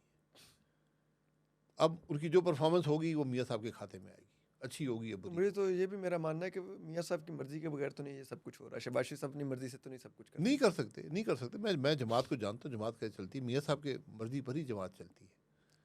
अगर मियाँ साहब की मर्ज़ी के मुताबिक नहीं है तो उनको अलहदा हो जाना चाहिए, क्योंकि ये उनकी जो सियासी साख है, और वो मियाँ साहब पाकिस्तान की तारीख़ के सबसे लंबा अरसा रहने वाले सियासतदान हैं। ये 40 नहीं, प्राइम मिनिस्टर नहीं, सियासतदान।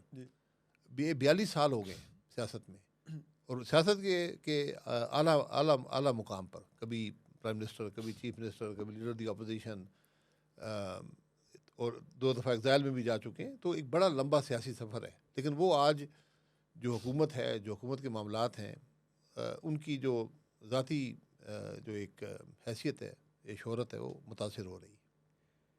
8 फरवरी की रात आपको नहीं लगता कि मियाँ साहब ने स्टेट्समैनशिप नहीं दिखाई, इस तरह की ना सिर्फ हुकूमत कबूल की बल्कि खुद अपना भी वो फॉर्म 47 पकड़ लिया हाथ में, जो शायद उनको नहीं लेना चाहिए था?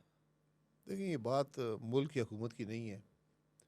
अगर मियाँ साहब हकीकत जानते हैं, जो आदमी इलेक्शन लड़ता है, जो सियासत में रहा हो, वो उसको बड़ी पहले ही नज़र आ जाता है मामला किधर जा रहा है। और मेरा ख्याल है कि मियाँ साहब को जो लाहौर का पहला जलसा था, वहाँ पर अंदाज़ा हो गया था कि मामलात कहाँ पे जा रहे हैं। और जो उन्होंने इलेक्शन में भी जलसे किए पहले एक दो, उनको नज़र आता था कि ये मामला किधर है।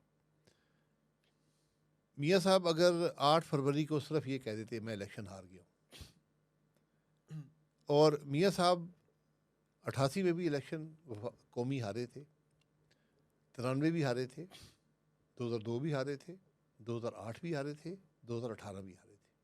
अनोखी बात नहीं थी। यस अगर सिर्फ वो ये फैसला कर देते, ये ऐलान कर देते, आज उनकी सियासत भी अरूज पर होती, जमात की सियासत भी, लोगों के अंदर उसकी बहुत इज्जत होती, मुल्क के मामला भी बड़े मुख्तलिफ होते। लेकिन ये फैसला वो नहीं कर पाए बदकिस्मती से। और अब जो भी जिम्मेदारी है उनको, ये जिम्मेदारी सबसे ज़्यादा उन पर आएगी, क्योंकि लोग उनसे आइडेंटिफाई करते थे। जो PMLN का वोटर था, जो मुल्क के लोग थे, ये बहरहाल उनका फैसला है। मियाँ साहब के बारे में एक बहुत हम सुनते थे कि वो आर्मी चीफ्स को एक्सटेंशन नहीं देते। यहाँ पर तो उन्होंने दौरान सर्विस टेन्योर 3 से 5 साल कर दिया, और आगे भी कोई हमें कोई नहीं लगता कि वो भी देखिए जाने मियाँ की साहब बातें ये जाने दो फैसला तक रहा बात है आने देंगे। जी, मियाँ साहब ये फैसला रहा है, तो बदल गया है मियाँ लेकिन साहब। उनके दौर में कभी एक्सटेंशन का गुंजाइश आई नहीं थी, सिवाय राहिल शरीफ साहब के वक्त।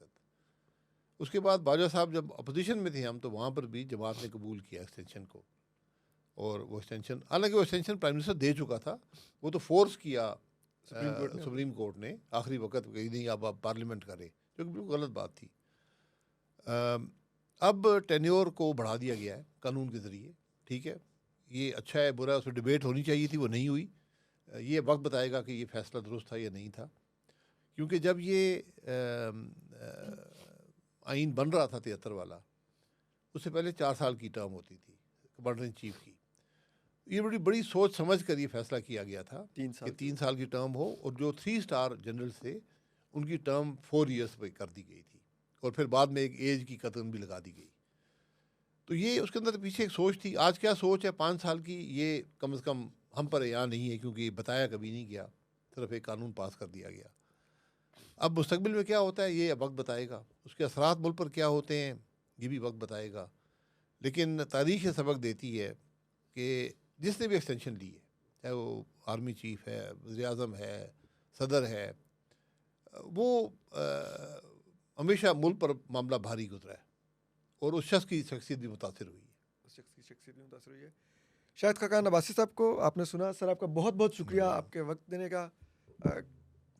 हमने कोशिश की कि जो रवायती टॉक शोज़ में जहाँ पर ज़्यादा डिटेल में बात करने का मौका नहीं मिलता, या अब वो बातें नहीं कही जा सकती जो उन टॉक शोज़ में होती हैं, तो हमने वहाँ पे की।